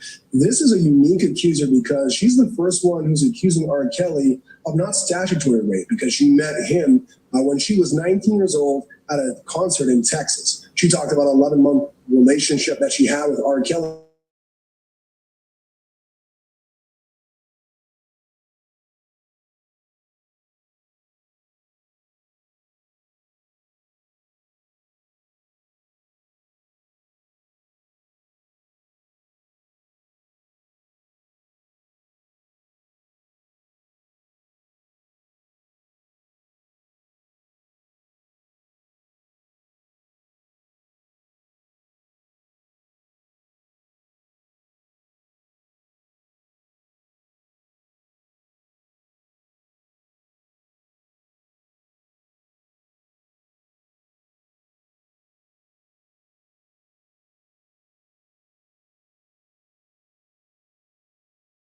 User. Yeah, so in the indictment, there are 2 John Does. It's similar to Jane Does, but males instead. One of them testified already. Thank you, guys. this Sorry. week. He testified under the name of Lewis. He talked about being a rising rapper himself, meeting R. Kelly at a McDonald's drive-thru when he was 7 years all over her mouth. She said that she can be threatening and menacing manner, but also this is the hat with R. Kelly and a few shocking admissions as well. That one time he forced her to give oral sex with a gun close by in a very threatening and menacing manner. But also this is the second accuser who's talked about R. Kelly giving her herpes. Talked about that relationship, talked about having cold-like symptoms and then having sores all over her mouth. She said that she confronted R. Kelly sometime after the relationship ended when she had herpes. And R. Kelly said, I'm not going to talk about this over the phone. If you do want to talk about it, if I do know anything about this and you want to talk about this, we'll do this in another way. So it became very damning and connected not only her allegations to R. Kelly, but corroborated what so many people have already said on the stand. And it's not just women and girls making these disturbing allegations. Brian, tell us about this male accuser. Yeah, so in the indictment, there are 2 John Does. It's similar to Jane Does, but males instead. One of them testified already earlier this week. He testified under the name of Lewis. He talked about being a rising rapper himself, meeting R. Kelly at a McDonald's drive-thru when he was 17 and doing somewhat of a solid or a favor and saying that he would pass a number to a woman that R. Kelly was interested in. That relationship started off pretty well. R. Kelly invited him to the studio to lay down some tracks and rap over a beat, but it slowly changed when he invited him into his garage, which was also his boxing ring. And R. Kelly asked him if he had any fantasies. Now, as a 17-year-old boy, he talked about fantasies of being with one or more women. And R. Kelly then asked the question, have you ever fantasized about being with men? Because at that point that the John Doe, Lewis, testified that R. Kelly gave him oral sex. That relationship continued, as Lewis said, because he wanted to become a rapper more than anything else. He became very close with R. Kelly, both in terms of sexual contact, but also playing basketball with him on multiple occasions. He spoke about the harsh rules and punishments he gave out to women, but also the defense brought up the fact that he was charged with bribing a cooperating witness against R. Kelly. And that seemed to be somewhat damaging, but overall, the prosecution had a strong case with that witness. And the prosecution, as I mentioned, trying to paint this as a criminal enterprise. That's the basis of the racketeering charge there. So they're claiming R. Kelly had an MO or a pattern of behavior that ties all of these claims together? Absolutely. So R. Kelly's MO is to use his title, his bravado. He was the king of R&B at a time. And so when women and sometimes young men would come to his concerts or even see them out in the streets, he had this practice of either giving notes with his phone numbers to those associated with him or keeping them on his own and handing them to individuals so that they can contact them later on. He, of course, then had a orchestra of people around him, whether it be runners or producers or executives who would coordinate flights to and from his concerts to ensure that these accusers were at his hotels or at his concerts or in the green rooms. And that's the enterprise in which the prosecution is trying to drive home, that he had this MO, as we were saying, to prey on these people associated with his fame and then kept his organization tight-knit to make sure that they were flown to and from and kept under lock and key. But the defense, Brian, of course, laughing off this argument that R. Kelly ran this so-called criminal enterprise. What are they saying? Yeah, so enterprise is a very strong word. When we talk about RICO, we're often talking about a criminal enterprise where an individual may be just one part of moving guns or drugs, for example, or hiding a body when you think of like a mob criminal enterprise. But when it comes to simply passing on a phone number to a girl to meet R. Kelly, I mean, many people have done that. You go to a bar, you see someone who is interested in one of your friends. I, as a married person, do this all the time. Hey, my friend is single. He thinks you're attractive. Here's his number. I'm not a part of a criminal enterprise, and that's not the purpose in which I am trying to connect these two people. The defense is trying to draw that correlation, that this is just simply R. Kelly doing this on his own and not the enterprise in of itself, connecting these young women and girls, as well as a boy or two, for the purpose of gratification. Errors with the criminal enterprise, and they're doing a pretty good job of it. They may or may not be successful. And Brian, any clue about how long or any guess about how long this trial could last?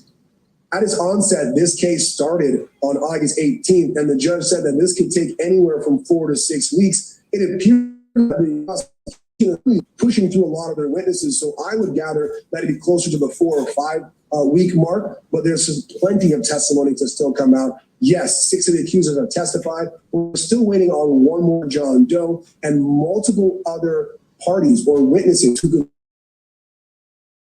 charge the connectivity of this enterprise in facilitating the sex crimes that R. Kelly is accused of. Brian Buckmeyer, lawyer, legal analyst, our ABC News contributor. Thank you, sir. Okay. So that's it. That's it. So it says that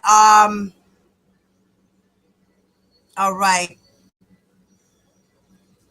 On one of the 2008 tapes, an enraged Kelly can be heard unidentified woman of lying to him before beginning to assault her. Now we all know that.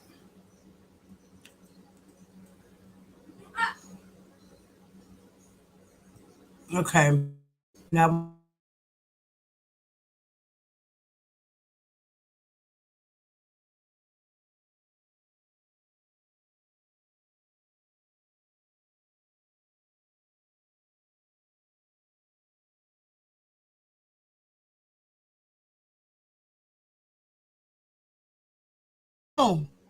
I did. I played Diana Copeland's interview.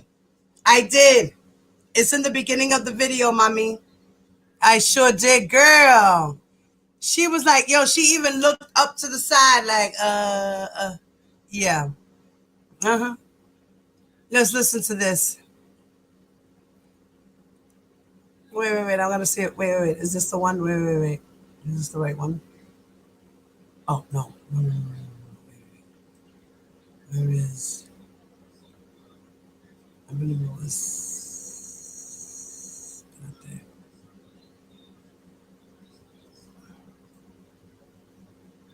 Oh no, where's the? No.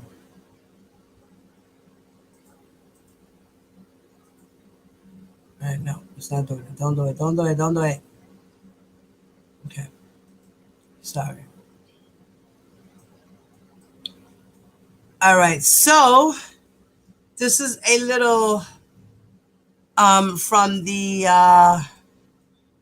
NPR, and Anastasia is the writer of this article, and it's called Notebook, a month into R. Kelly's trial. Here's what it's been like in the courtroom.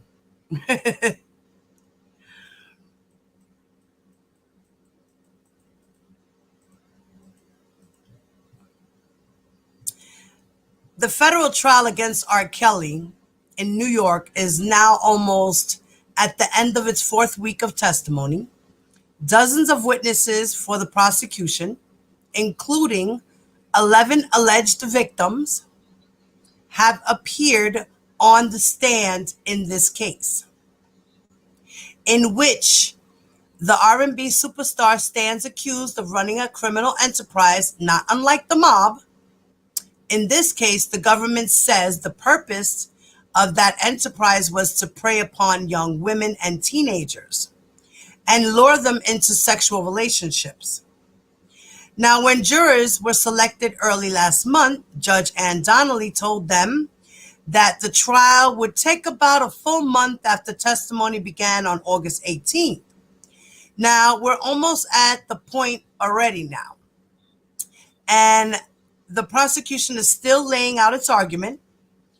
And we don't know how many more witnesses the government expects to call, who the defense team is going to put forward, or whether Kelly himself is going to take the stand.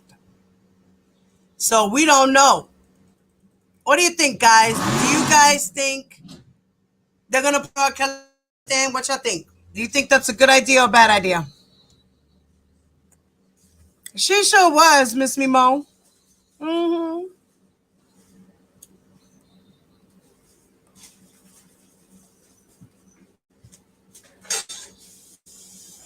So, it says, it seems exceedingly unlikely, however, that the trial will wrap up in the next few days. And that's without considering Kelly's second scheduled federal trial to take place in Chicago at some future time. There, Kelly will face separate charges of child pornography and obstruction of justice. Now, Kelly has pleaded not guilty to all charges across both federal indictments. It says that the author of the story, she says, I've attended the trial in Brooklyn on many days. It's been a strange experience so far, even by the standards of high-profile celebrity cases because of COVID protocols. Journalists and the public have been assigned to overflow courtrooms to watch the proceedings via video and audio feeds.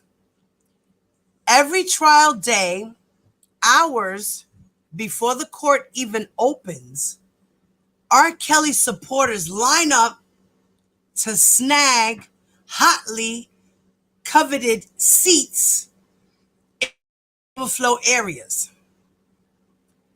Multiple disputes over seats and places in line have perpetuated the intervention of U.S. Marshals and local police. After court ended on September 3rd, the NYPD arrested one male Kelly supporter who, according to police, was accused of sexually harassing another supporter. We all know who that is, right, guys? We all know what happened over there. with the fighting of the lines and the snoring in the courtrooms and the fighting over the seats and all these things, taunting lawyers with R. Kelly music. These supporters are the worst. I cannot.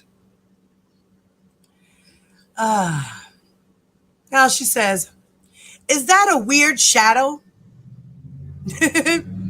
In the meantime, we journalists covering the trial spent our days peering at tiny fingers rendered so small on screen that even the sketch artists seated in the front row of our overflow courtroom have had considerable difficulty discerning participants' basic features. Is she wearing glasses?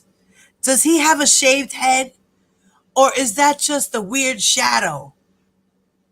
We can't see the jurors at all because, again, due to the coronavirus protocols, they are seated not in the traditional jury box, but instead spaced out in the gallery where public observers usually sit. As a result, we in the media have no idea how jurors are reacting to the testimony they are hearing. Is anyone snoozing through long stretches while experts are describing the particulars of cell phone data? Hollywood, shh, shh. She was sleeping and snoring. She said, shh, shh. When alleged victims burst into tears on the stand, as several have, is anyone in the jury viscerally responding? Viscerally responding? We don't know, right? Are jurors taking notes or just letting information wash over them? Who knows, right? When the defense team brings up the names of Kelly's former peers and colleagues, for example, the late singer Whitney Houston, whose name has been raised repeatedly, do they seem starstruck? They sure are. None of those kinds of reactions will determine their eventual judgment of innocence or guilt, of course. But body language could provide insights into how they're feeling at any given time. Yeah, so they can't tell the jurors' reactions. The media is kind of upset because, they can't get the true sense of the court like they would, before the pandemic and get their natural reactions. Then she says, her next title of her paragraph says, not following the rules. So day in and day out, testimony from witnesses, both those named in the indictments and some who are alleged victims of uncharged crimes purportedly committed by Kelly, has rung similarly throughout, and much of it has been very difficult to listen to. 6 alleged victims described being abused by Kelly while they were minors. Women have detailed being forced into unwanted sexual encounters, sometimes with other people, including strangers. Women have recounted alleged episodes of intense physical and sexual abuse for breaking one of his many rules. Women have stated that Kelly had lied to them by claiming he had no STDs and finding out after the fact that he had given them herpes. Both women and men who were minors or still teenagers when they met Kelly have said that either Kelly or one of his associates slipped them his phone number after seeing him somewhere at a show, at a mall, at a McDonald's, and wound up as one of his sexual partners. One woman said on the stand that Kelly made her have sex with another man as a punishment for breaking his rules, and also forced her to have an abortion. Another described being raped backstage at one of the singer's shows soon after meeting R. Kelly. Still another, Angela, a former backup dancer for Kelly and a backup singer for Kelly's late protege, Aaliyah, said in her testimony Monday that she witnessed Kelly appearing to perform oral sex on Aaliyah when the singer was just 13 or 14 years old. Angela appeared in the docuseries Surviving R. Kelly, but did not make accusations of her own there. Now, on the stand, however, she said that she, too, was sexually abused by Kelly. Next, she talks about being zombie-ish. Now, we know that also on Monday, a man who went by the name of Alex in the court, but who also referred to as nephew, recounted being directed by R. Kelly to have sex with countless young women, as well as with Kelly himself, while Kelly recorded them all on video, and that Alex said that he was not allowed to talk to the women or learn their names. He flatly described the women's demeanor as being zombie-ish, and Alex also said to himself that he was brainwashed by R. Kelly. He also said himself that he was brainwashed by Kelly.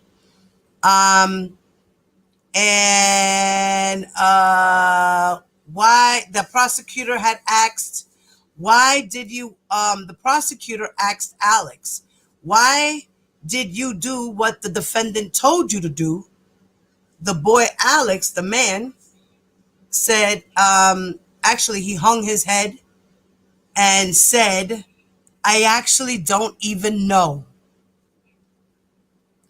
That's true sometimes. You know, you just do things just to get things over with because you're uncomfortable. Sometimes you do those mercy, because you feel sorry for the person and you're just like, okay, you know what? Hurry up and get it over with. I don't even want to just hurry up. Now, two experts recently told The Insider that Kelly's alleged behavior fits that of a cult leader. Okay? Now, according to Rick Ross, who's an executive director of the Cult Education Institute, says the women that are under his control or have been under his control, they're not functioning independently. He's engendered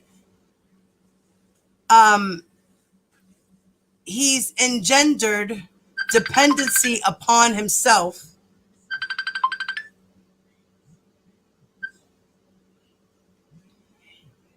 I'm sorry. He has, where am I? He's engendered dependency upon himself to make value judgments, to critically think, to analyze things. It's incapacitated these women from being able to think for themselves. He's in control of their minds, guys. For those who don't believe in this type of control, there is real mental control.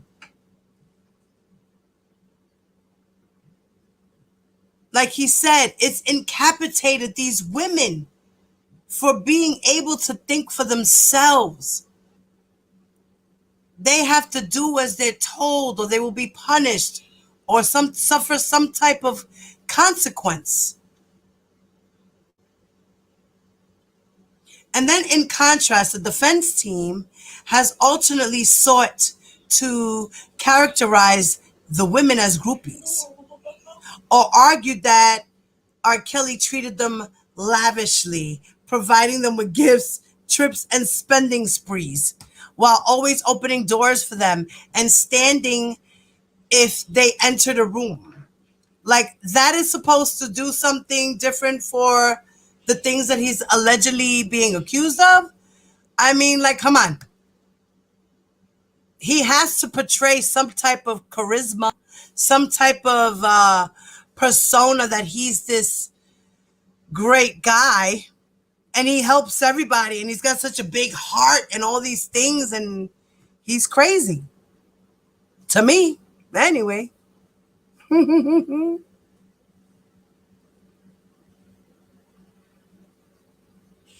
You know.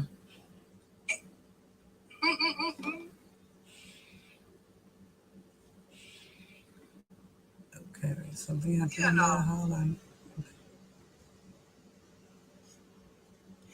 Now, the next paragraph she speaks on is, was it MSG?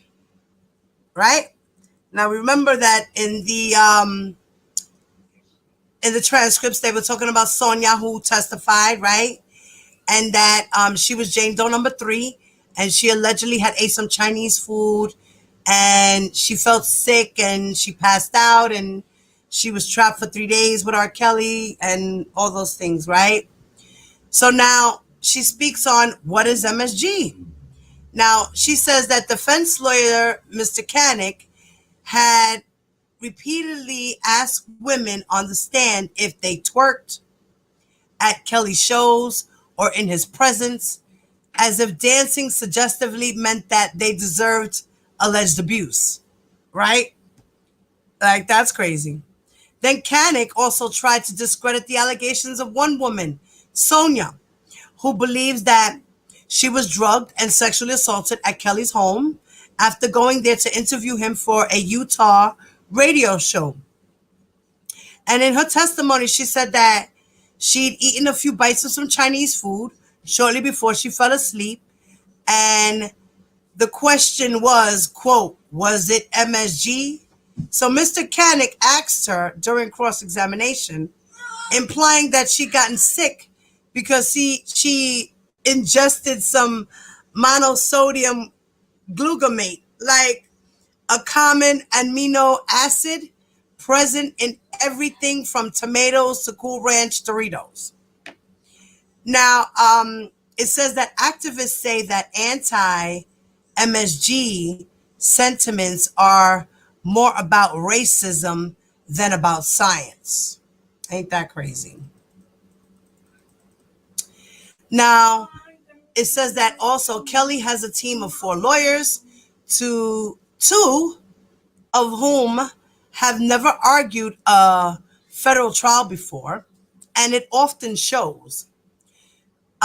Just during the defense's opening statement, for example, Judge Donnelly interrupted defense lawyer Nicole Blank-Becker to ask for a sidebar or sustained objections against her more than half a dozen times. My media colleagues who are full-time court reporters who also are covering the Kelly trial tell me this is a very unusual, especially in such a high-profile case. This is very unusual. And on the other hand, the defense has pointed out inconsistencies between what one witness said what one witness said on the stand and during the trial and statements she had made earlier. And then another woman brought forward by the prosecution as a former girlfriend of Kelly's clearly did not want to testify. Now, what she said on the stand didn't fit certain patterns laid out by other female witnesses, which served the defense's argument well.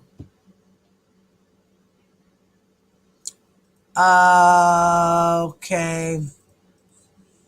We know who that is. Then the next portion, she talks about it's a bit misleading to call him a co-lyricist. Now, we all know that there was that whole thing with the whole R. Kelly thing with the Certified Lover Boy, the whole album that Drake dropped. Okay, so she talks about that, whatever. Okay. Okay, let me see. But in here she says, okay.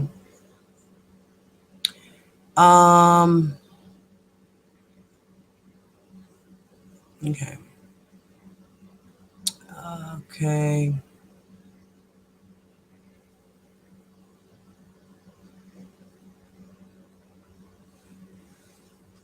Okay. So this one says it was Due's time. And she says that on Monday, a weeping Angela gave testimony about her own alleged abuse and that of Aaliyah. And during one tour stop in 1992 or 1993 in Washington, D.C., Angela said she and a group of other teenage girls, including Aaliyah, were instructed by Kelly to stay at the hotel while he and his male associates hit the town. Hungry, the girls went to a nearby 7-Eleven for food. While outside, they ran into Kelly, who was enraged, and that the punishment for their supposed infraction, Angela said, was to put out and have sex with him. So it was Due's time, she explained.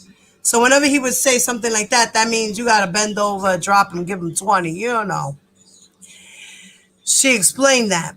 And that Angela said that on this occasion, she refused him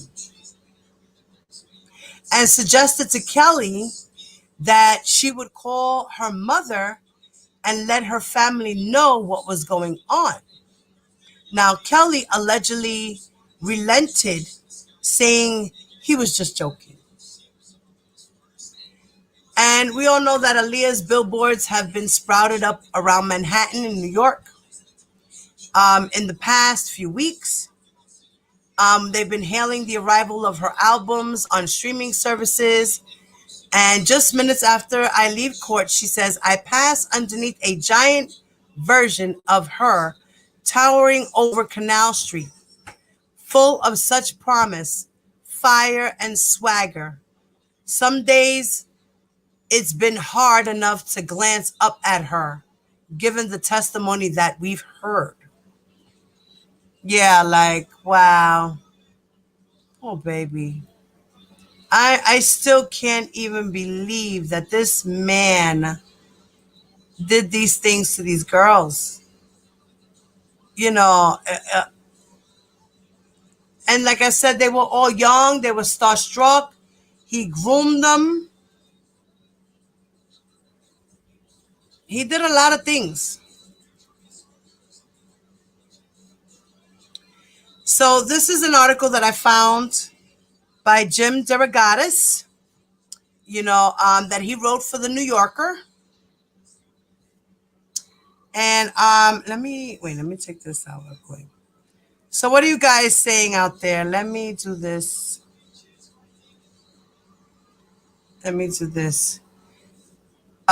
any of you guys, I'm going to open up my phone line. We've been on for 2.5 hours. I wonder if any of you guys would like to speak up and say something. If any of you guys would like to call in.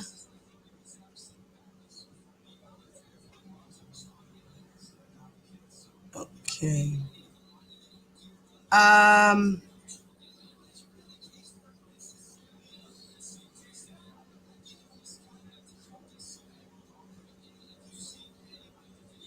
Oh, okay. Eugenia, I got you, Mama. I just got your text message, baby.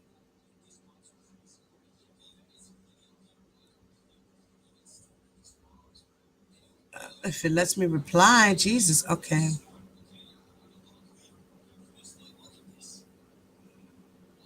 Okay. Give me a second, guys. I'll be right with you. Let me just respond to my lady here.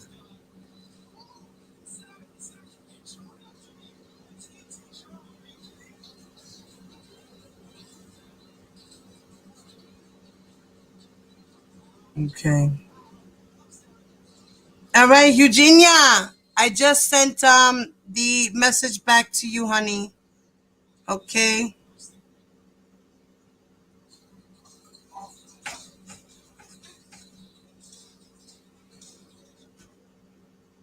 Okay, well, we all know that there was 100 devices that they did go through And, you know, this is where they got the actual portion from, because they went in his storage and they also went into his Trump Tower apartment. Okay. Hello, Karen A. Hello, The Truth. What's up, sister? Hello, ladies. Anyone who just walked into the building, hello. Phoenix Rising. Hello, lady. How are you? Oh my God, you came to my mind the other day, sweetheart. I hope you're doing well.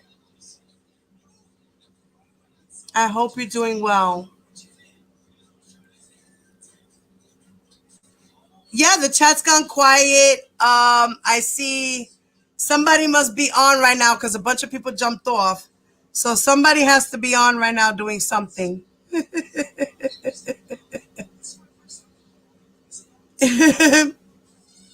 So I don't know. I don't care. I'm doing my own thing over here. I'm not worried about nobody else and whatever they doing. They do what they do. I do what I do. It's okay. The 28 of y'all in here, my house was full earlier when most important stuff was coming. I'm just kind of recapping and giving my opinion and listening to you guys and seeing what you guys think about everything.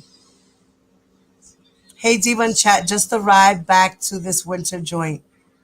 Oh, man, Karen, you back into the snow? Sorry, mama.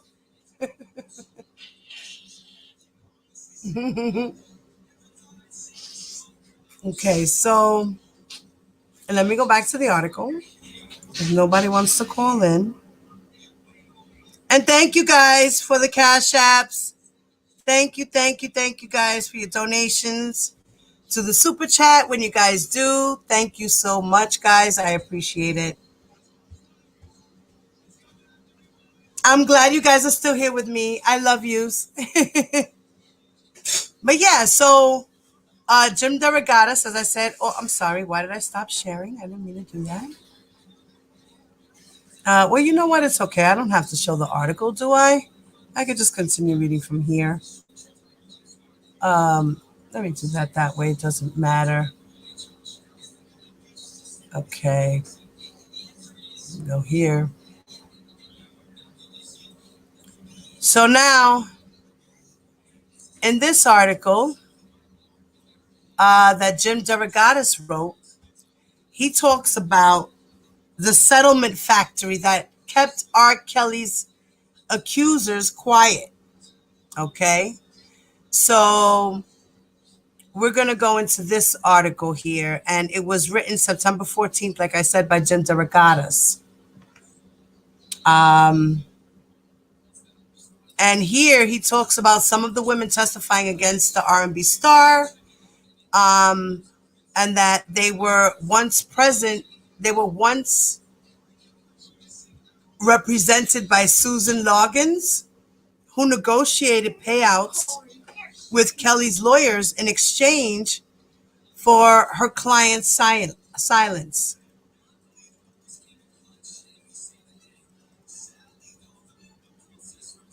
Now, we know that for the past 4 weeks during the racketeering and sex trafficking trial of R. Kelly, at the federal courthouse in Brooklyn, prosecutors have tried to make the case that Kelly sexually abused women and girls from across the country during a period that stretched from the mid-1990s to his arrest in 2019.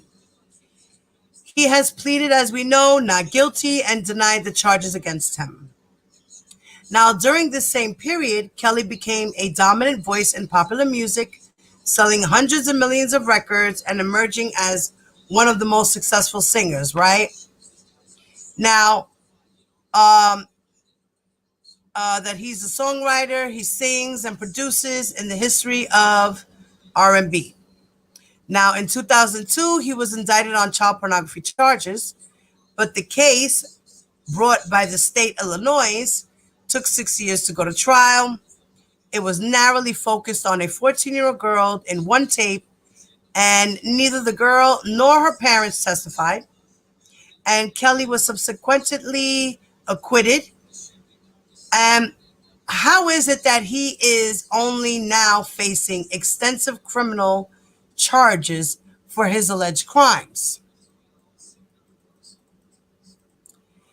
He continues to say that part of the answer is that Kelly has silenced many of his accusers by paying them cash settlements in exchange for their signatures on non-disclosure agreements, a tactic used by wealthy and powerful predators such as Harvey Weinstein and Bill Cosby. Many of those agreements were crafted by Susan E. Loggins, an attorney who is cited as lawyer number one in a motion by the Eastern District of New York to admit additional evidence into the court record. Now, over the years, Loggins has become the go-to lawyer for complaints against R. Kelly, running what I've referred to in my past reporting as a settlement factory. That's what Jim says. He calls her a settlement factory. Now, Loggins disputed this characterization, noting that the vast majority of personal injury cases ended in settlements. Now, prosecutors have told the judge that they would like to call Loggins on her longtime assistant, Kim Jones, to testify in Kelly's trial, but that both women who live outside the state are insisting that they cannot travel to New York because of the pandemic. And Loggins, in particular, has said that she needs to stay home in order to take care of her elderly mother. And then when reached for a comment, Loggins said that she had not yet been asked by the prosecution to come to New York to testify. Okay. But Jim is saying that Loggins is now 71 years old and lives in Florida with her husband, a professional golfer, but for most of her career, she has been based in Chicago, where she has cultivated a flamboyant media presence. Her website bills her as one of the best personal injury lawyers in the country, and also notes that she holds a PhD in psychology. And in 1994, she spoke to a journalist about raising show horses and being a pilot, claiming that she used to fly from Chicago to California to get her hair cut. She made headlines earlier this year for filing 2 lawsuits against the Chicago Blackhawks hockey team, alleging that a former assistant coach had sexually assaulted players. Now, the guy in the Blackhawks, he has denied the allegations.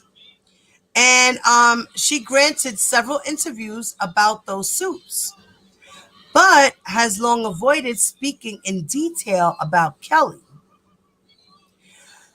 Citing non-disclosure agreements, she has declined to say much about the claims that she has brought against him, besides the fact that they have been numerous. Loggins entered the R. Kelly business in 1996 when her firm filed a civil suit against the singer on behalf of a young woman named Tiffany Hawkins. In the lawsuit, Hawkins claimed to have met R. Kelly in 1991 when she was 15 and he was 24. Now, when I spoke to Hawkins in 2019, she told me that she had been an aspiring singer.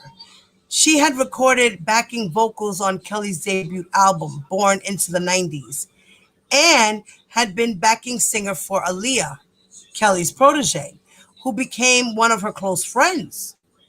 Now, Kelly illegally married Aaliyah in 1994 when she was 15. And Hawkins allegedly that she and other minors participated in group sex with Kelly, and that she finally ended her relationship with him in 1994. So 4 months before her 18th birthday.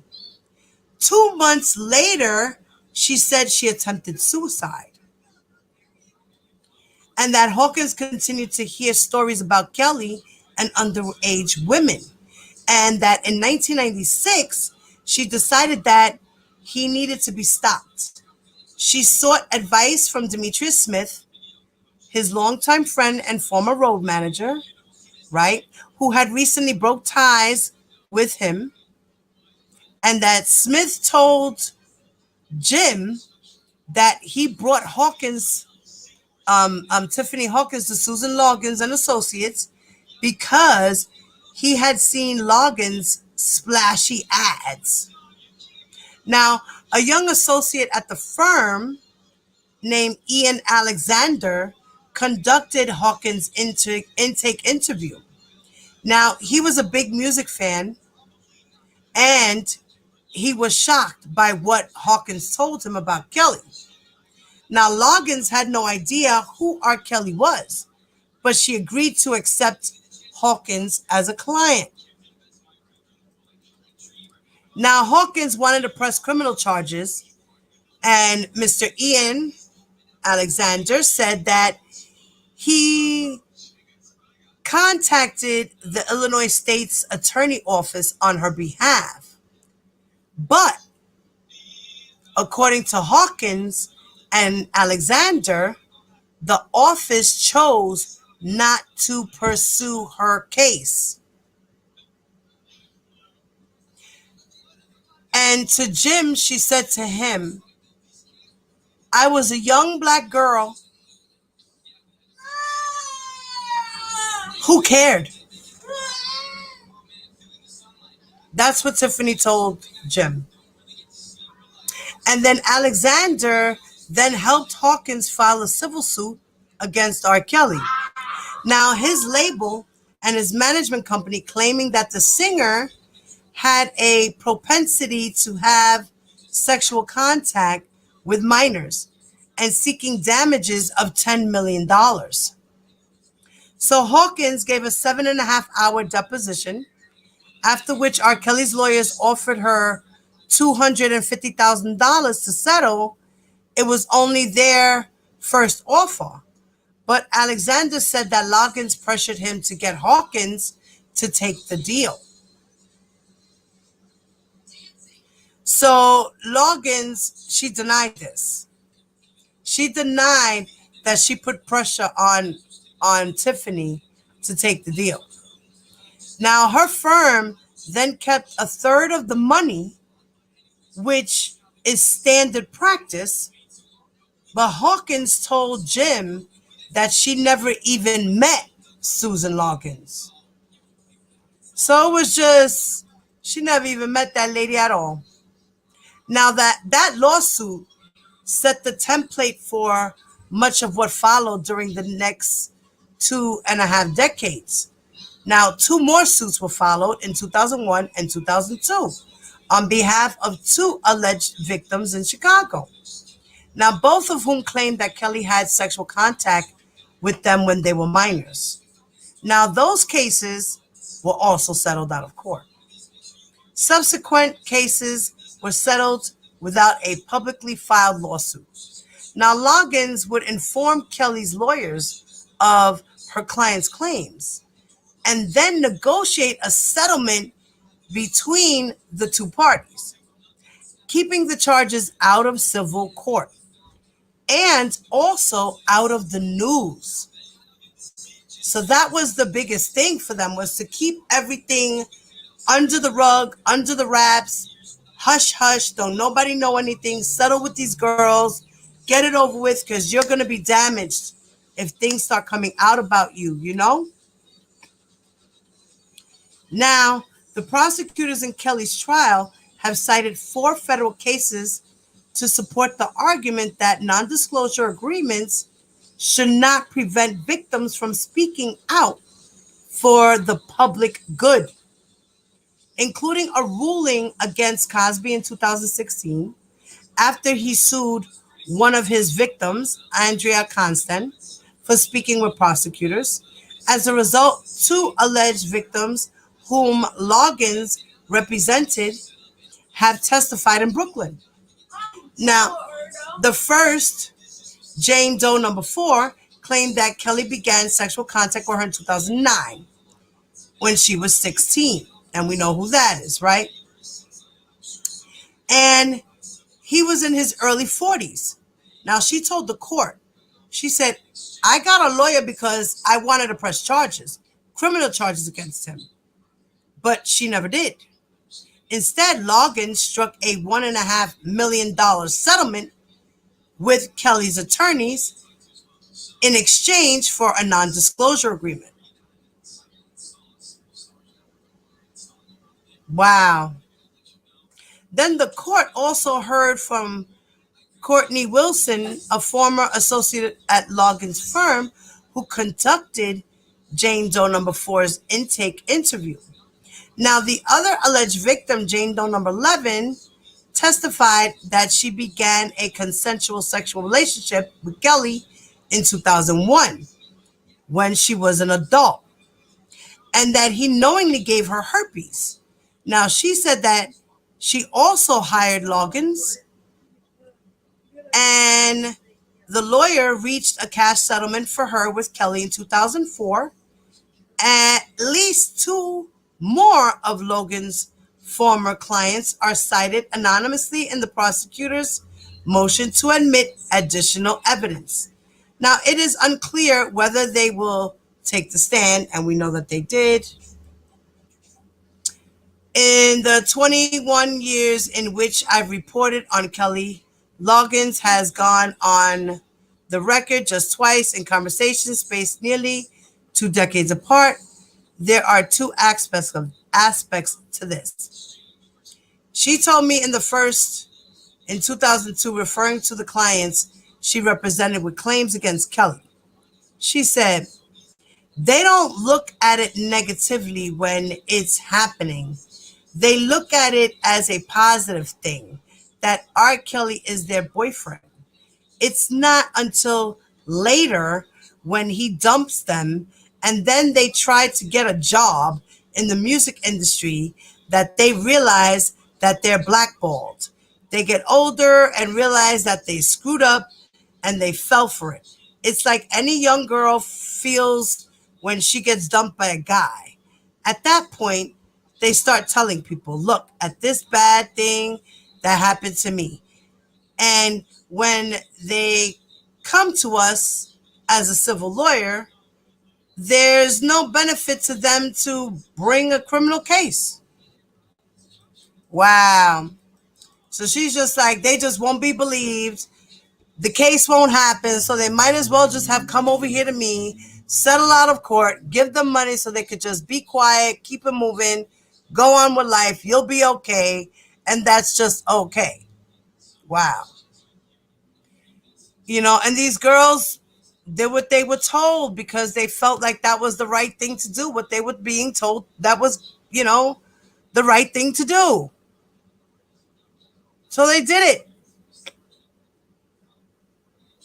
Now, the second time we spoke was in early 2009, 2 years after the Me Too movement,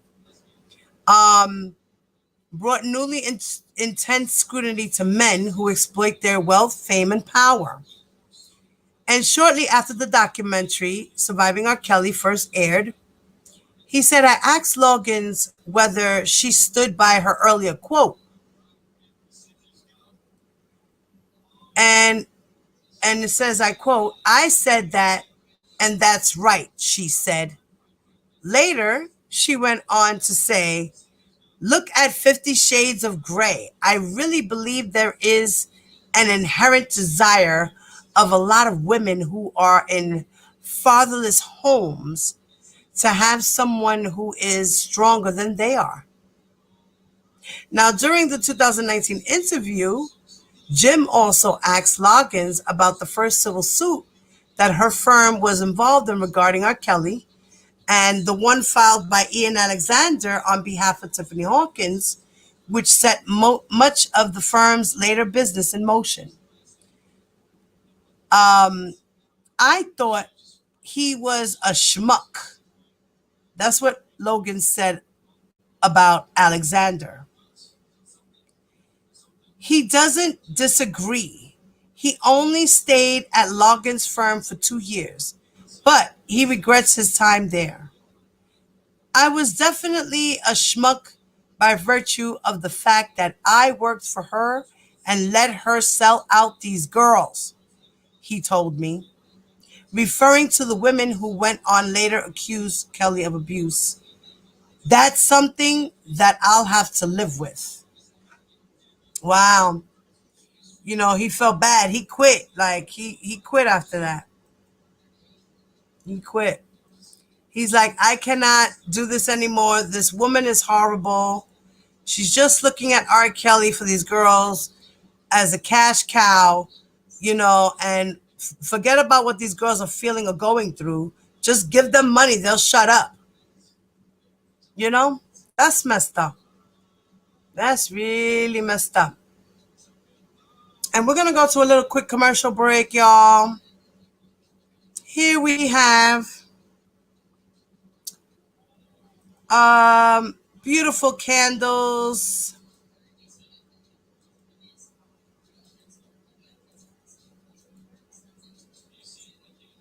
If you guys can go here.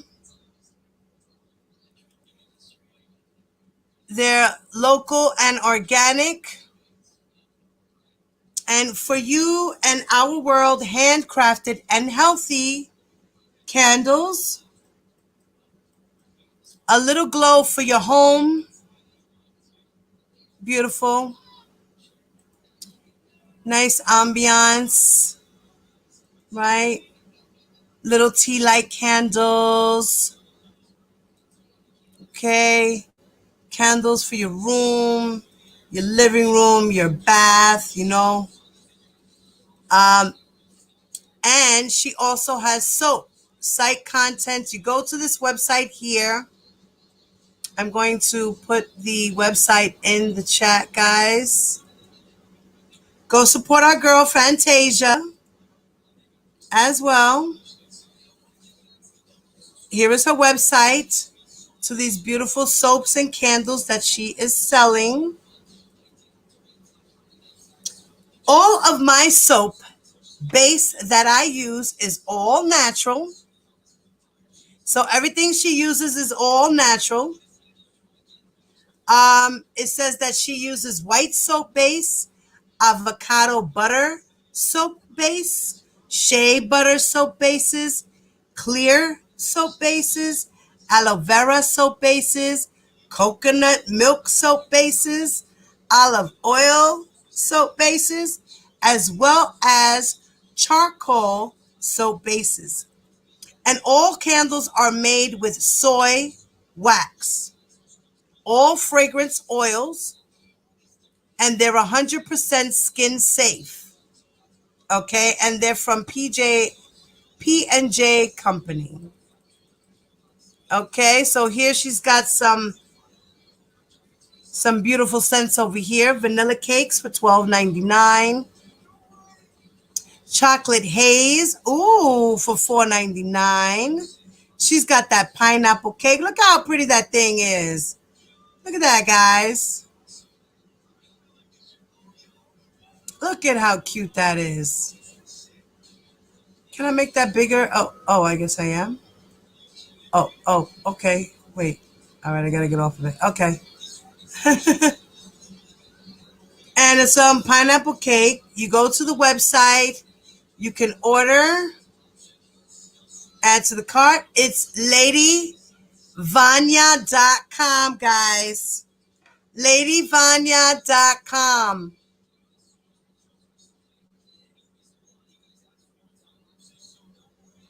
Okay, let's go back to all products.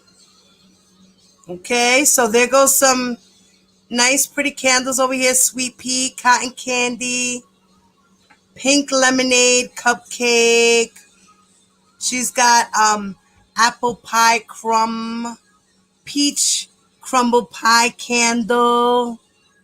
So I could just imagine what they smell like, guys. A raspberry bundt cake. Look how cute that is. Oh, I have to get this one for my husband, Papa Smurf candle. Oh my God.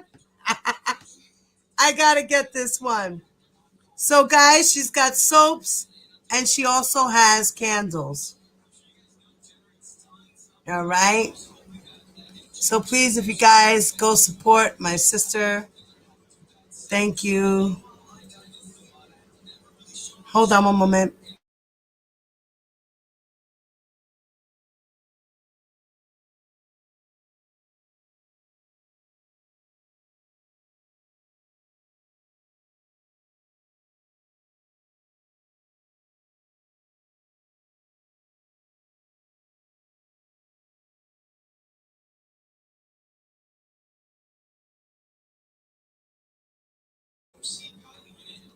Thank you guys for supporting our sister, as well as, damn, where the hell is, oh man, what did I do with it? Wait, I forgot where I put Larry's.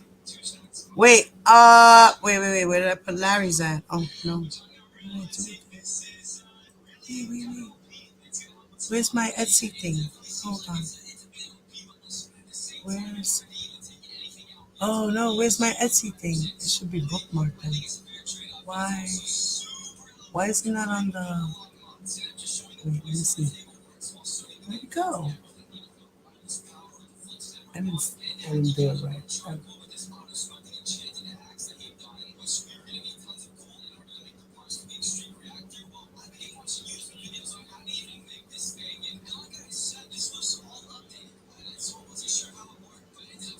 Where the heck did I put it? This is my favorite. So wait. Oh man. Does anybody know Larry's link to his Etsy website for the bath bombs and t-shirts and things of that nature? Oh my God, Jojo! Jojo, you in the building? I love you, mommy. I want to give you a hug. Oh my God, I want to give you a hug. You don't understand, Jojo. Jojo, you better call me later after this live. You hear me, sis? Please call me, Jojo. Please, mommy. Call your Stella Bella, please. Please. I love you, mommy. Thank you so much, baby. God bless you. Just seeing you in the chat just makes me want to cry.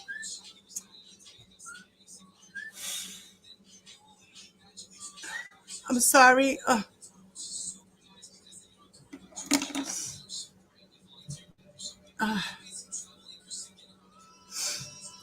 Please throw up hearts in the chat for Jojo, please, and all the ladies, all our sisters, all of those women that have went through something. Please put up hearts in the chat.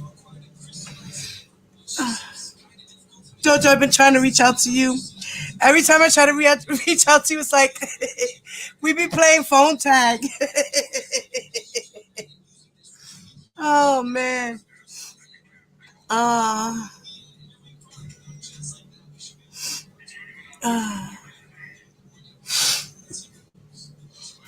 Oh boy, I love you, Jojo.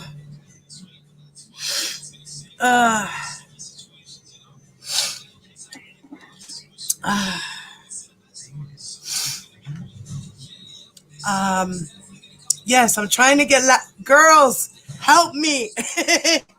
Please drop Larry's link in the chat. Please, I can't find it. I thought I pinned the damn thing up so I can it's, I don't understand why it's not. I don't know how to do this from here. If anybody please know Larry's link, please post it in the chat. Oh my God, I gotta find it. Hold on. I gotta find it again. Oh wait, maybe it's in my, let me find in my Google one. Let me find in the Google. Maybe it's in the Google bookmark. Because I thought I had it imported from Edgy. Let me see.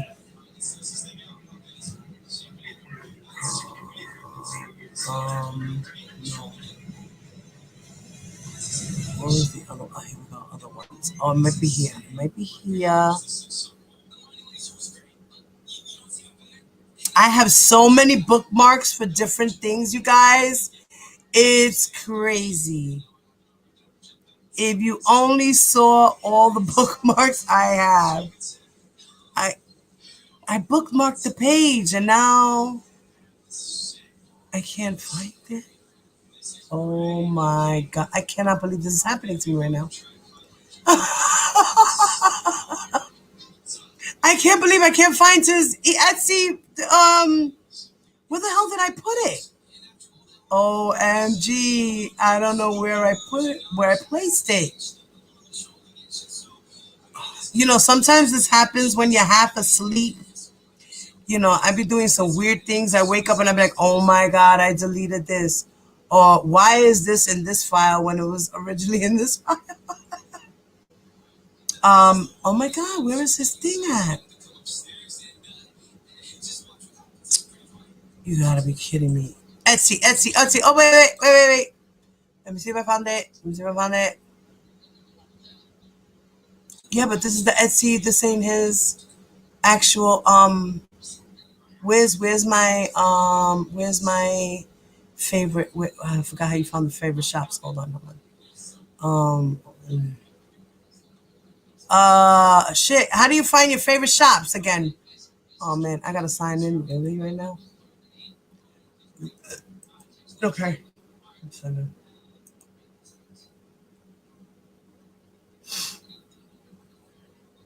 Here we go. Okay, let me sign in. I forgot how I do it again.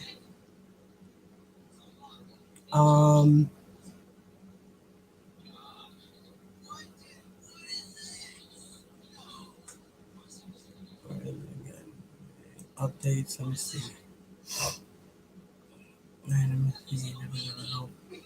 Here we go, grown man. I found it. Is it this one? I guess this is the one. Okay, yeah, this is the one. All right, and then the other one is, I think, for the ¿cómo se dice? The bath bombs. I don't know if this was just for the clothing. Yeah, I think this was just for the clothing. Okay, if you guys would like to get some things from our boy Larry, we miss you, Larry. We miss you, Larry. I can't wait for you to come back, Larry. Word up. I cannot wait for you to come back, brother. We miss you out here. We need you. We need you. We need you. We do. We do. We do need Larry. Guys. So if you can, please follow our brother at his Etsy site. I gotta see if the other one is here too. Where's the other one? Because he has 2 shops, right? I'm trying to.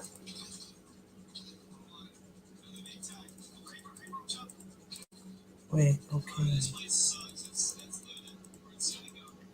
Where's the one for his bath bombs though? Ugh.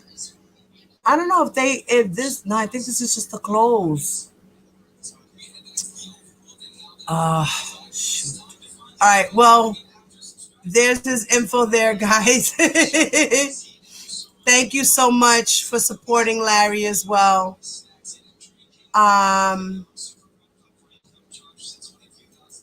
Okay, let me close this. I did do that already.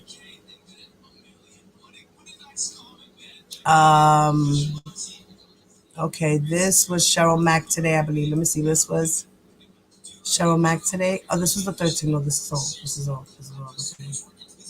All right, let me close that. Okay, so, right, today this is the one. Okay.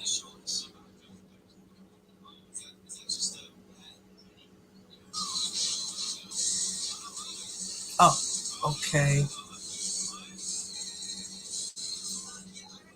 can basically read that. I'm not going to go through that. Okay, so today, guys, right, we know that Cheryl Mack testified, right? Cheryl Mack testified today. London on the Tracks mom. She testified. And it says here from the BuzzFeed, and this came out today. Okay. It actually, Julia Reinstein was the reporter who wrote this article. And that is Cheryl Mack on the stand, allegedly. You know, we got the sketches.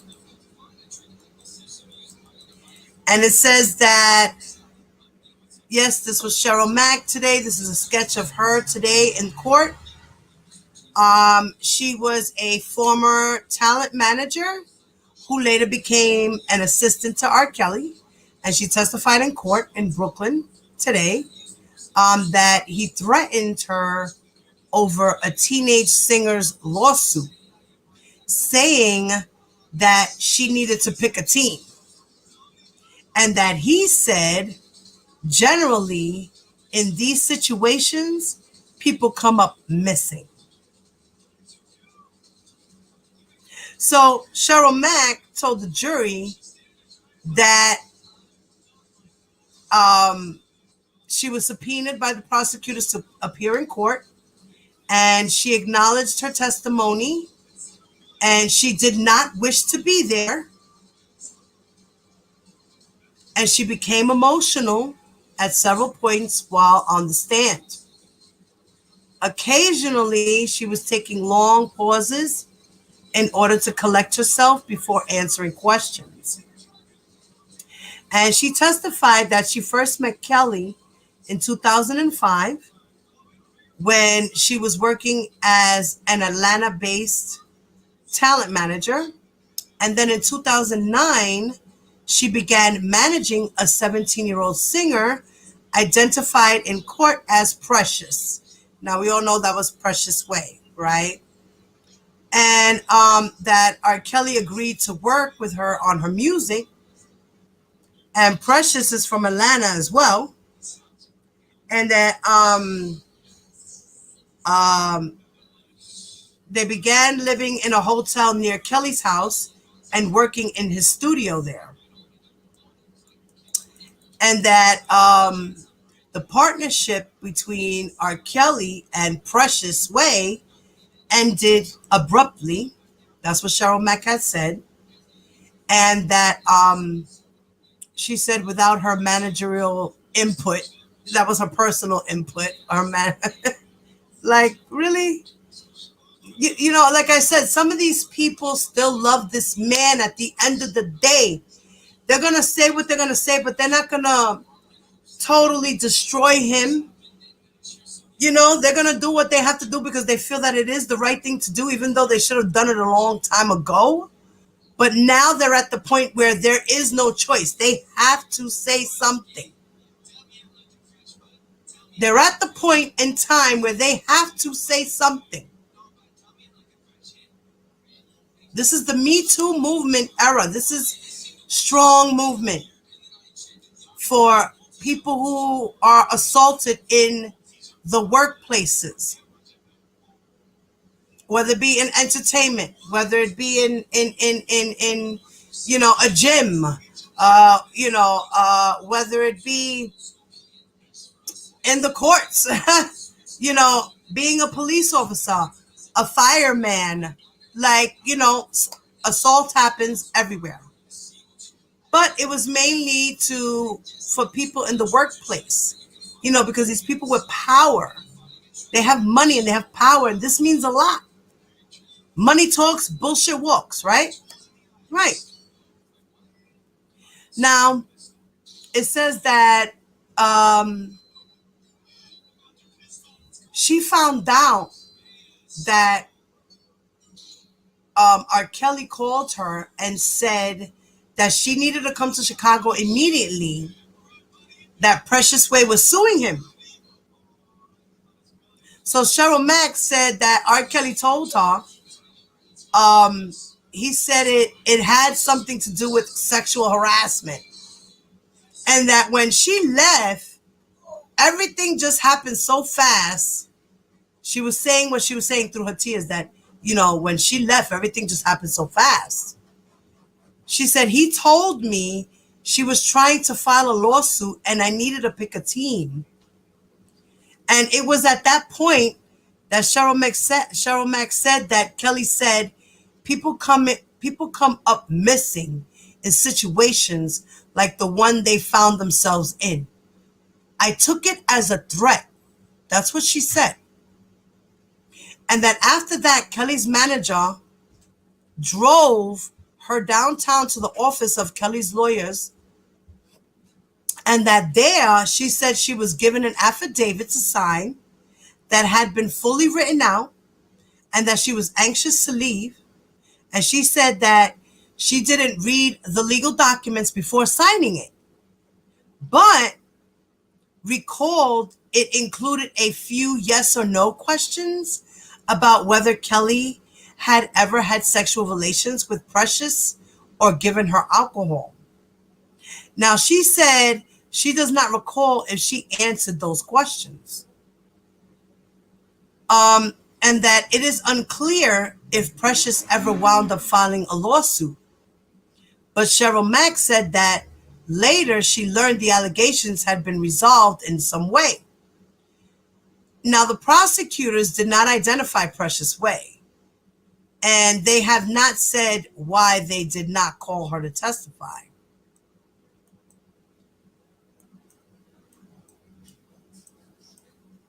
So this was him in the court today, guys.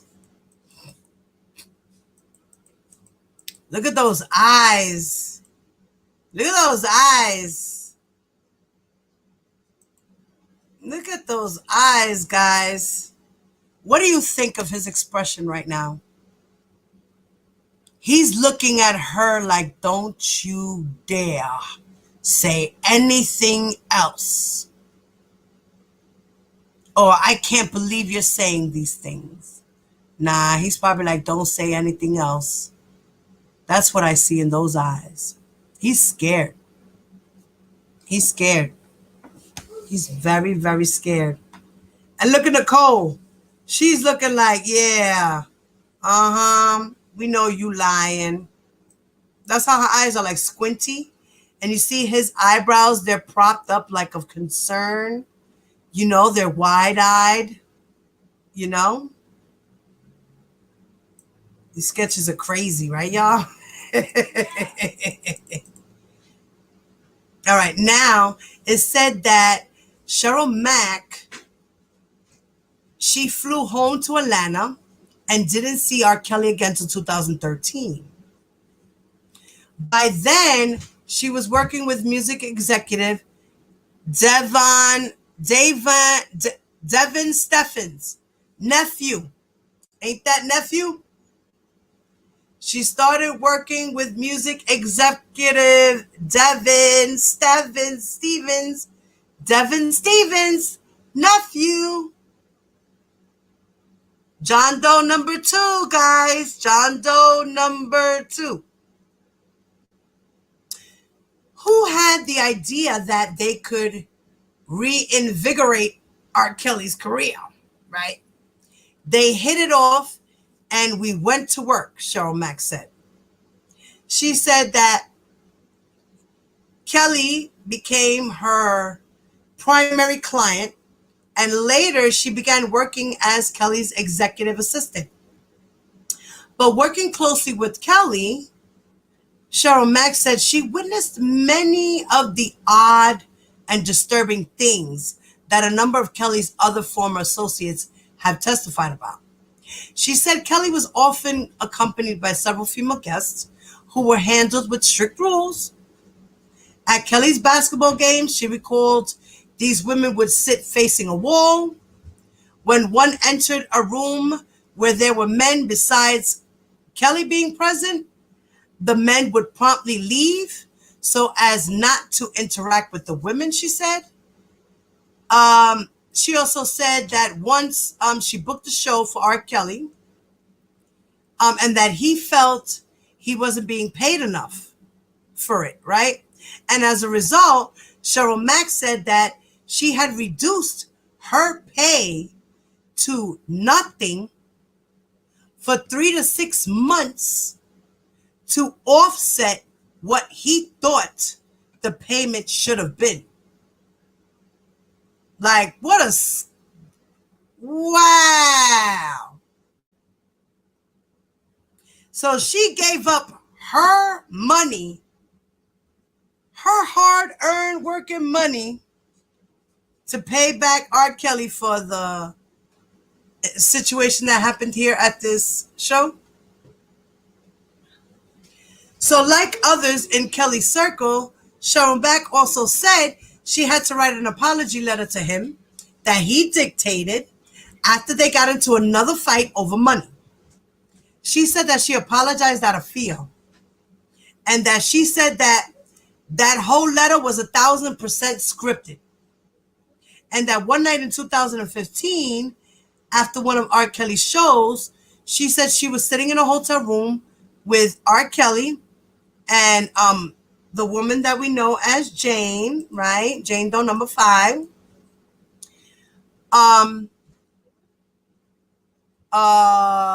Okay, and that Jane moved closer to Kelly and began massaging his legs.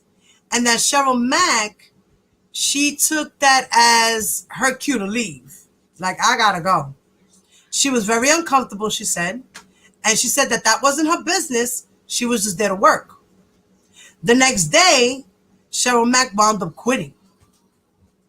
She was at McDonald's with R. Kelly and his entourage when he suddenly began accusing her of spoiling the surprise of a birthday gift for his stylist. Now, his stylist was either nephew or Cash Howard, right? Right. So Kelly was enraged, and she said that he started yelling at her and cursing and pounding the table. And that she said, I just had enough. And in that moment, she said she quit. Now, the prosecutors are thought to be near to the end of their case against R. Kelly, okay? And it is not yet known what evidence or witnesses his defense team will present to the court. All right? And that should be happening next week.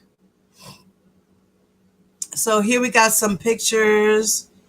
They're kind of going through some pictures here. This was the 6th victim, alleging that she gave him herpes and she was filmed without her consent. And yeah. Wow. Okay, guys. Look at Harvey Weinstein. Wow. They even got Bill Cosby in there. Wow. Okay. All right. Let's close that out.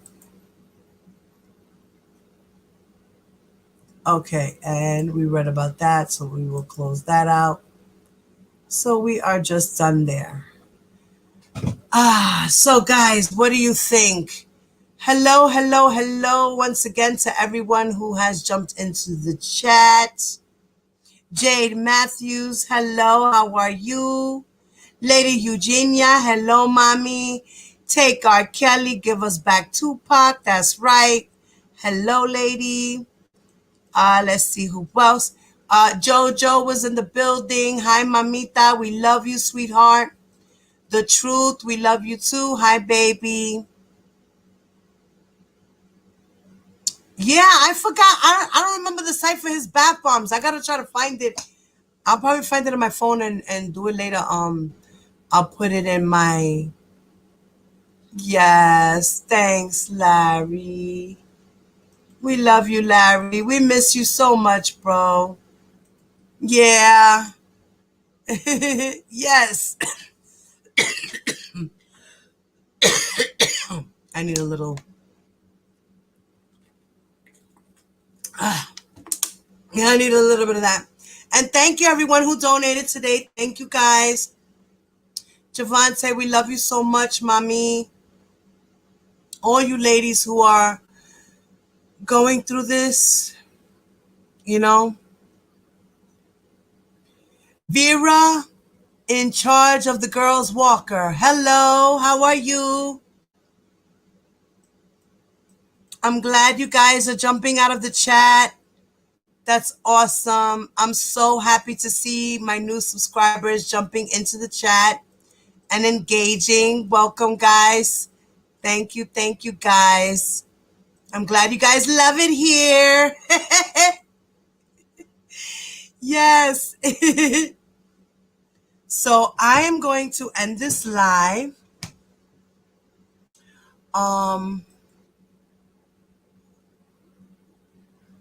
Thank you once again, guys. Hey, Jennifer. What's up? What's happening, mamita? I haven't seen you in a minute. You good? Ty! Babe! Yada dada! What's up, mommy? Yes. Hey, how you doing, Jennifer? What's up, mommy? I hope you're good, baby. So yeah, guys, that's it. That's all. That's the end of my live. I hope you guys enjoyed it and got a lot of information out of it. I will be going through some files to find some stuff that talks about the 100 devices. There is some things there. It's just a lot of files. And I actually have to go through them and read them.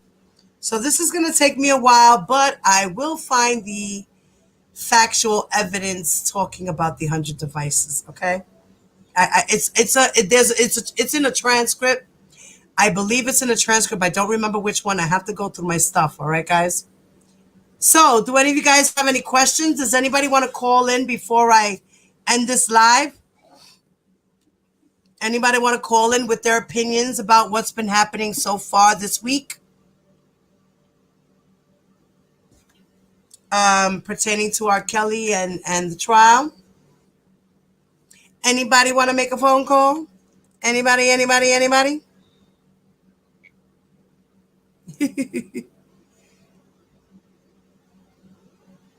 Huh? Okay, let's see. Uh-oh. Wait, no. Uh-oh. Oh, well, Dre is live. There's some people that are live right now, so I'm that's why everybody's scattered and shit. So, yes, guys, if anybody has anything to say, you can call me now. If not, I'm going to close out this live. Going once, going twice, going 3 times.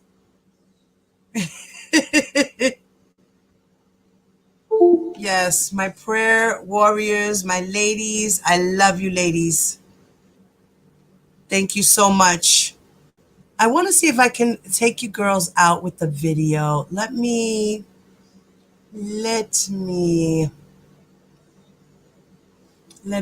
the way for you guys. Let's see. Let me see what I got here. Okay.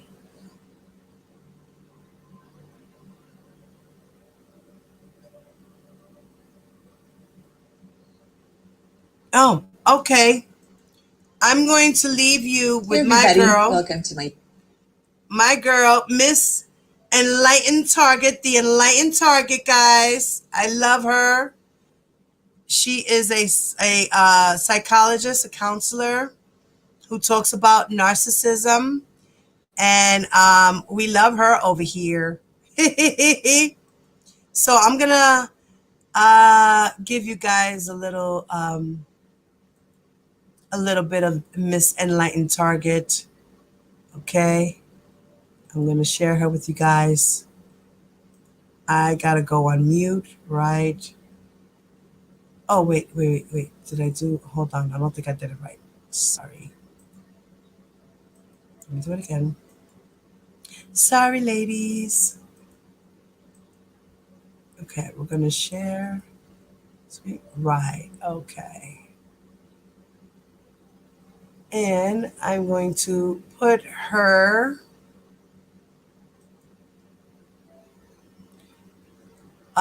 information in the chat. You guys can follow her as well. And sometime soon, we will have Miss Esquire come back and hang out with us as well. She's been a very busy lady doing her thing over there as well. She is growing. I am happy for her as well. And the name of this video is called the title is The Top 10 Personality Traits a Narcissist Looks For in a Target. So while you guys are listening, please make sure that you are jumping out the chat, liking the video. And if you are not subscribed to my channel, please subscribe to my channel. Hit that like button now. Hit the bell on all so you can get all my videos as I upload them. If you have any questions or comments about the video I shared with you guys today here in my commentary, please leave comments in the comments section below the video. Thank you. And here we go. Hey everybody, welcome to my YouTube channel. Today I'm going to be identifying what are the top 10 personality traits that narcissists look for in a target to become the primary source of narcissistic supply. Because let's be honest, everything a narcissist does is calculated and premeditated. So if you think that it's some kind of a fluke or a coincidence that you ended up in a relationship with a narcissist, I would give that a little bit more thought and consideration. Narcissists target a person with two primary goals in mind. Number one, will this person help me present the image to the world that I desire and be a good, good source of narcissistic supply? And two, will I eventually be able to control this person?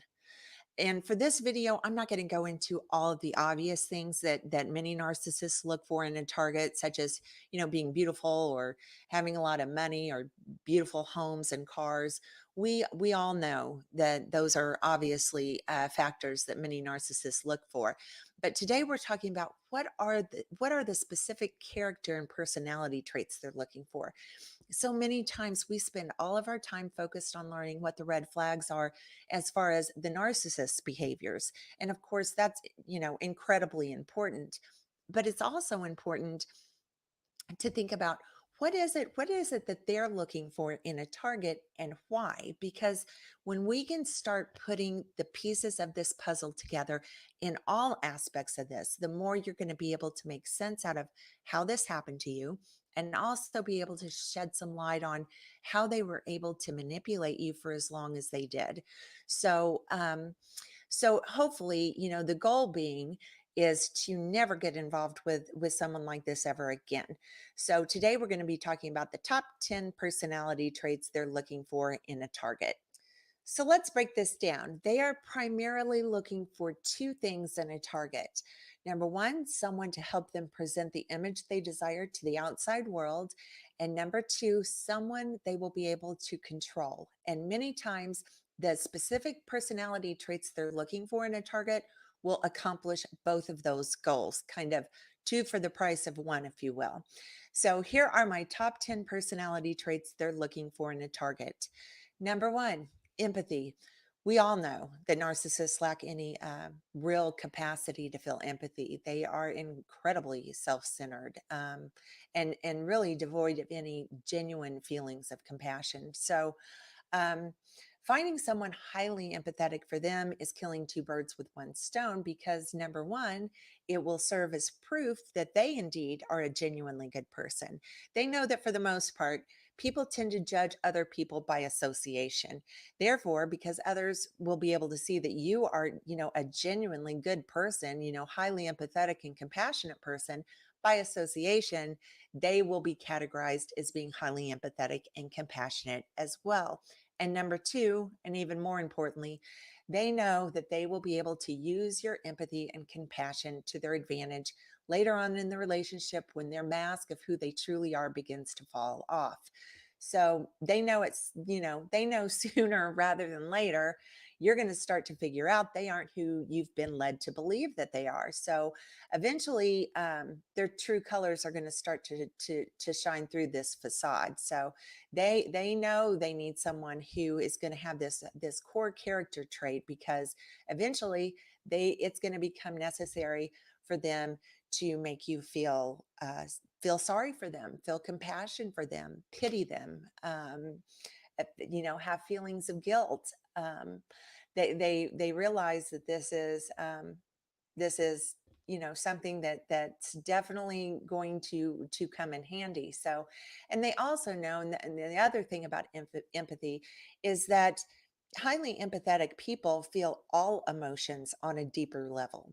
So not only will they be able to manipulate, high levels of compassion out of you, but they also know that you will be easier to extract high levels of love and kindness, as well as guilt and obligation when necessary. So, again, they're looking for someone who is the polar opposite of what they are. So highly empathetic people, that's number one. Number two, loyalty. They will be gauging how loyal you are to others, whether that be with your family, to your friends, to your job. They need someone who's going to have a real problem being disloyal.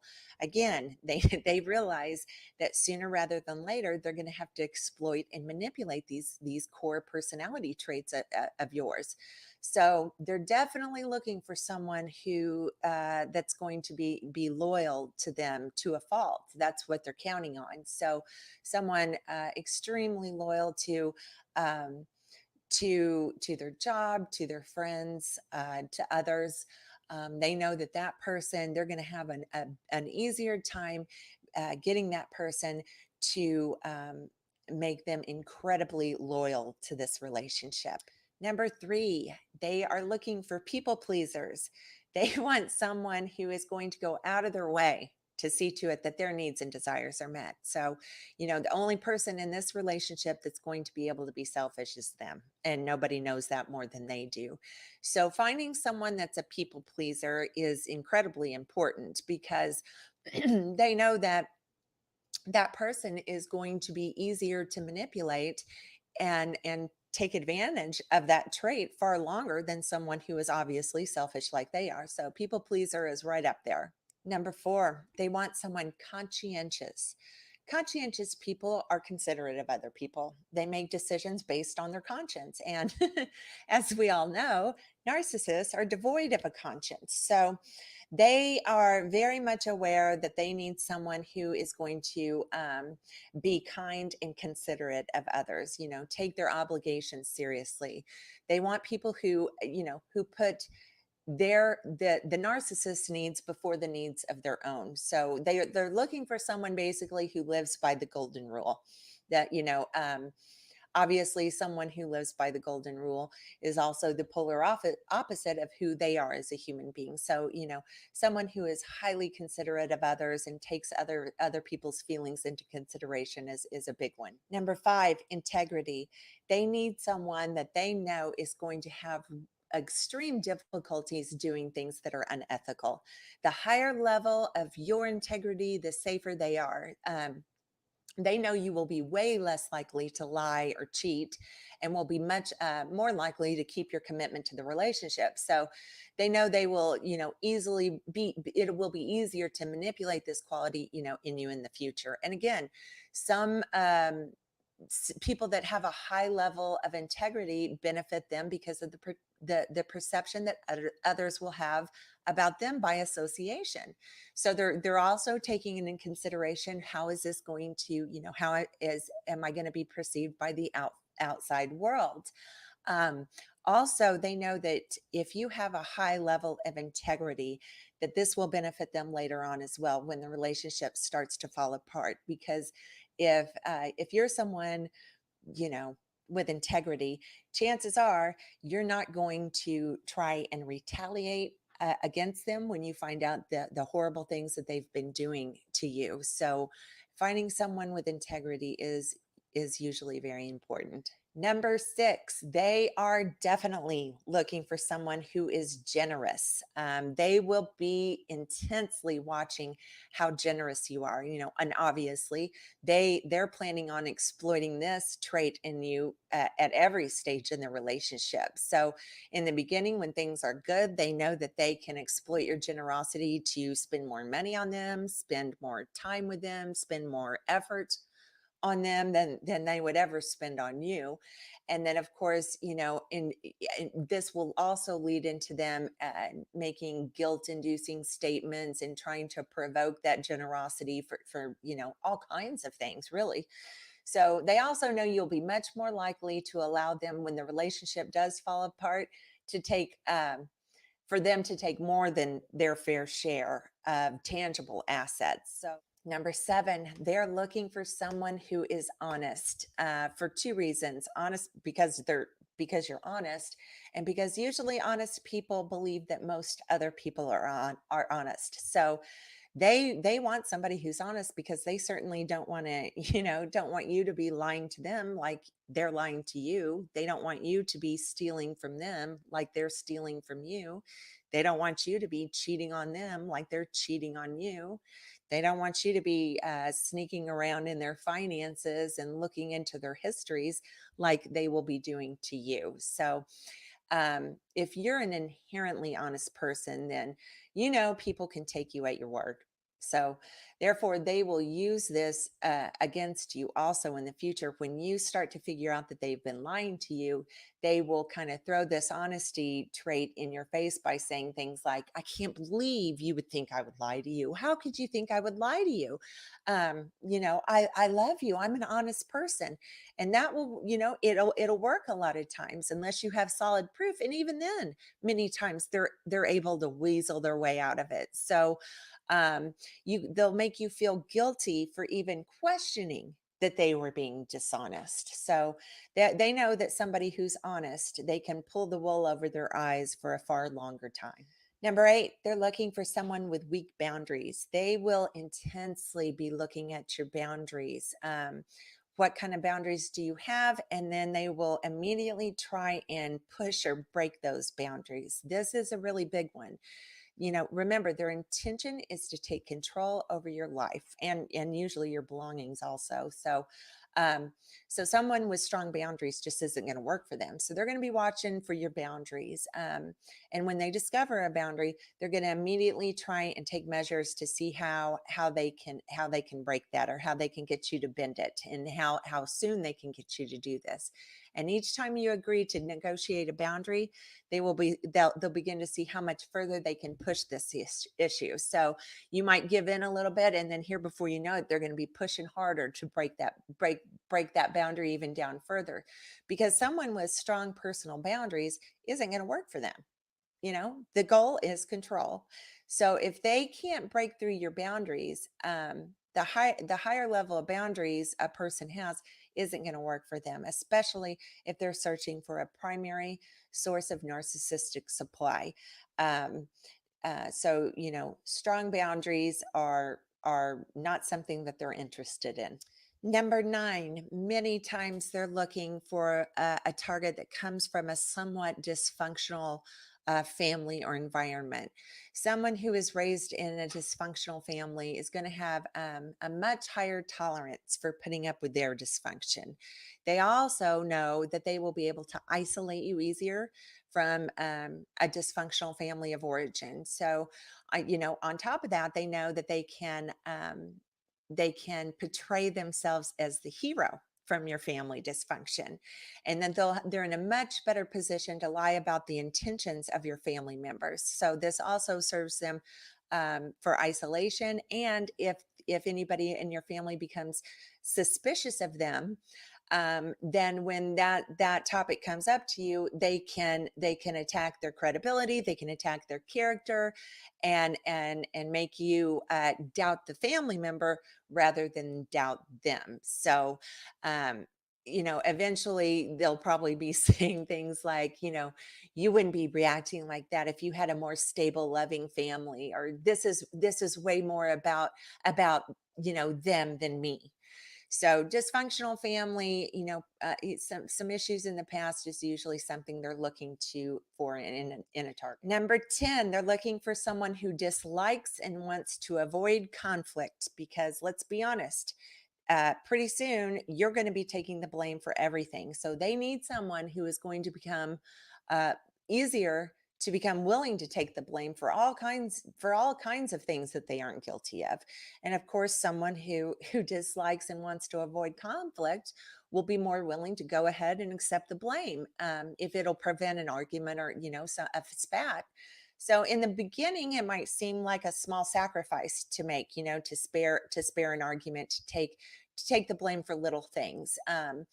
But as their behavior becomes more and more abusive and frequent and intense, you will be expected to take more and more blame and accountability for horrible things that are not your fault, and that you certainly aren't to blame for.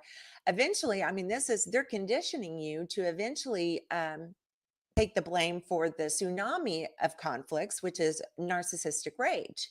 So, eventually you will be to blame for their rages. So pretty soon, literally everything that's wrong in the world is going to be your fault. So they are looking for someone who wants to avoid and dislikes conflict. So in closing, narcissists are looking for the exact opposite of them for the most part. Someone with very high values and morals, someone who is inherently a caring, courteous, and kind human being, someone who wants everybody to be happy and genuinely cares about other people and how they feel, someone who has weak boundaries and is extremely generous. So if you are a highly empathetic person, it's very important when you're just meeting other people that you are very, very cautious about keeping your guard up and, hold tightly to your boundaries until you really, really know someone. Most times when a narcissist is on the hunt for a new primary source of narcissistic supply, they're in a hurry and they are inherently impatient people, and they bore quickly. So someone who is cautious and maintains solid boundaries consistently with them usually won't keep their attention very long, and they'll move on to another target, which is the goal. So always remember, keep those boundaries in place, and remember that all people aren't like you. And some people are literally on the hunt to ruin other people's lives. Okay, that's going to do it for today. If you liked this video, I would appreciate it if you would give it a thumbs up, and please subscribe to my channel. If you know someone who might benefit from seeing this video, please share it with them. Also, I will be trying to put out at least 2 videos a week. So hit that notification button, and then you can be notified when a new video comes up. I'm going to leave the links for my Facebook and my Instagram below. So thanks for watching.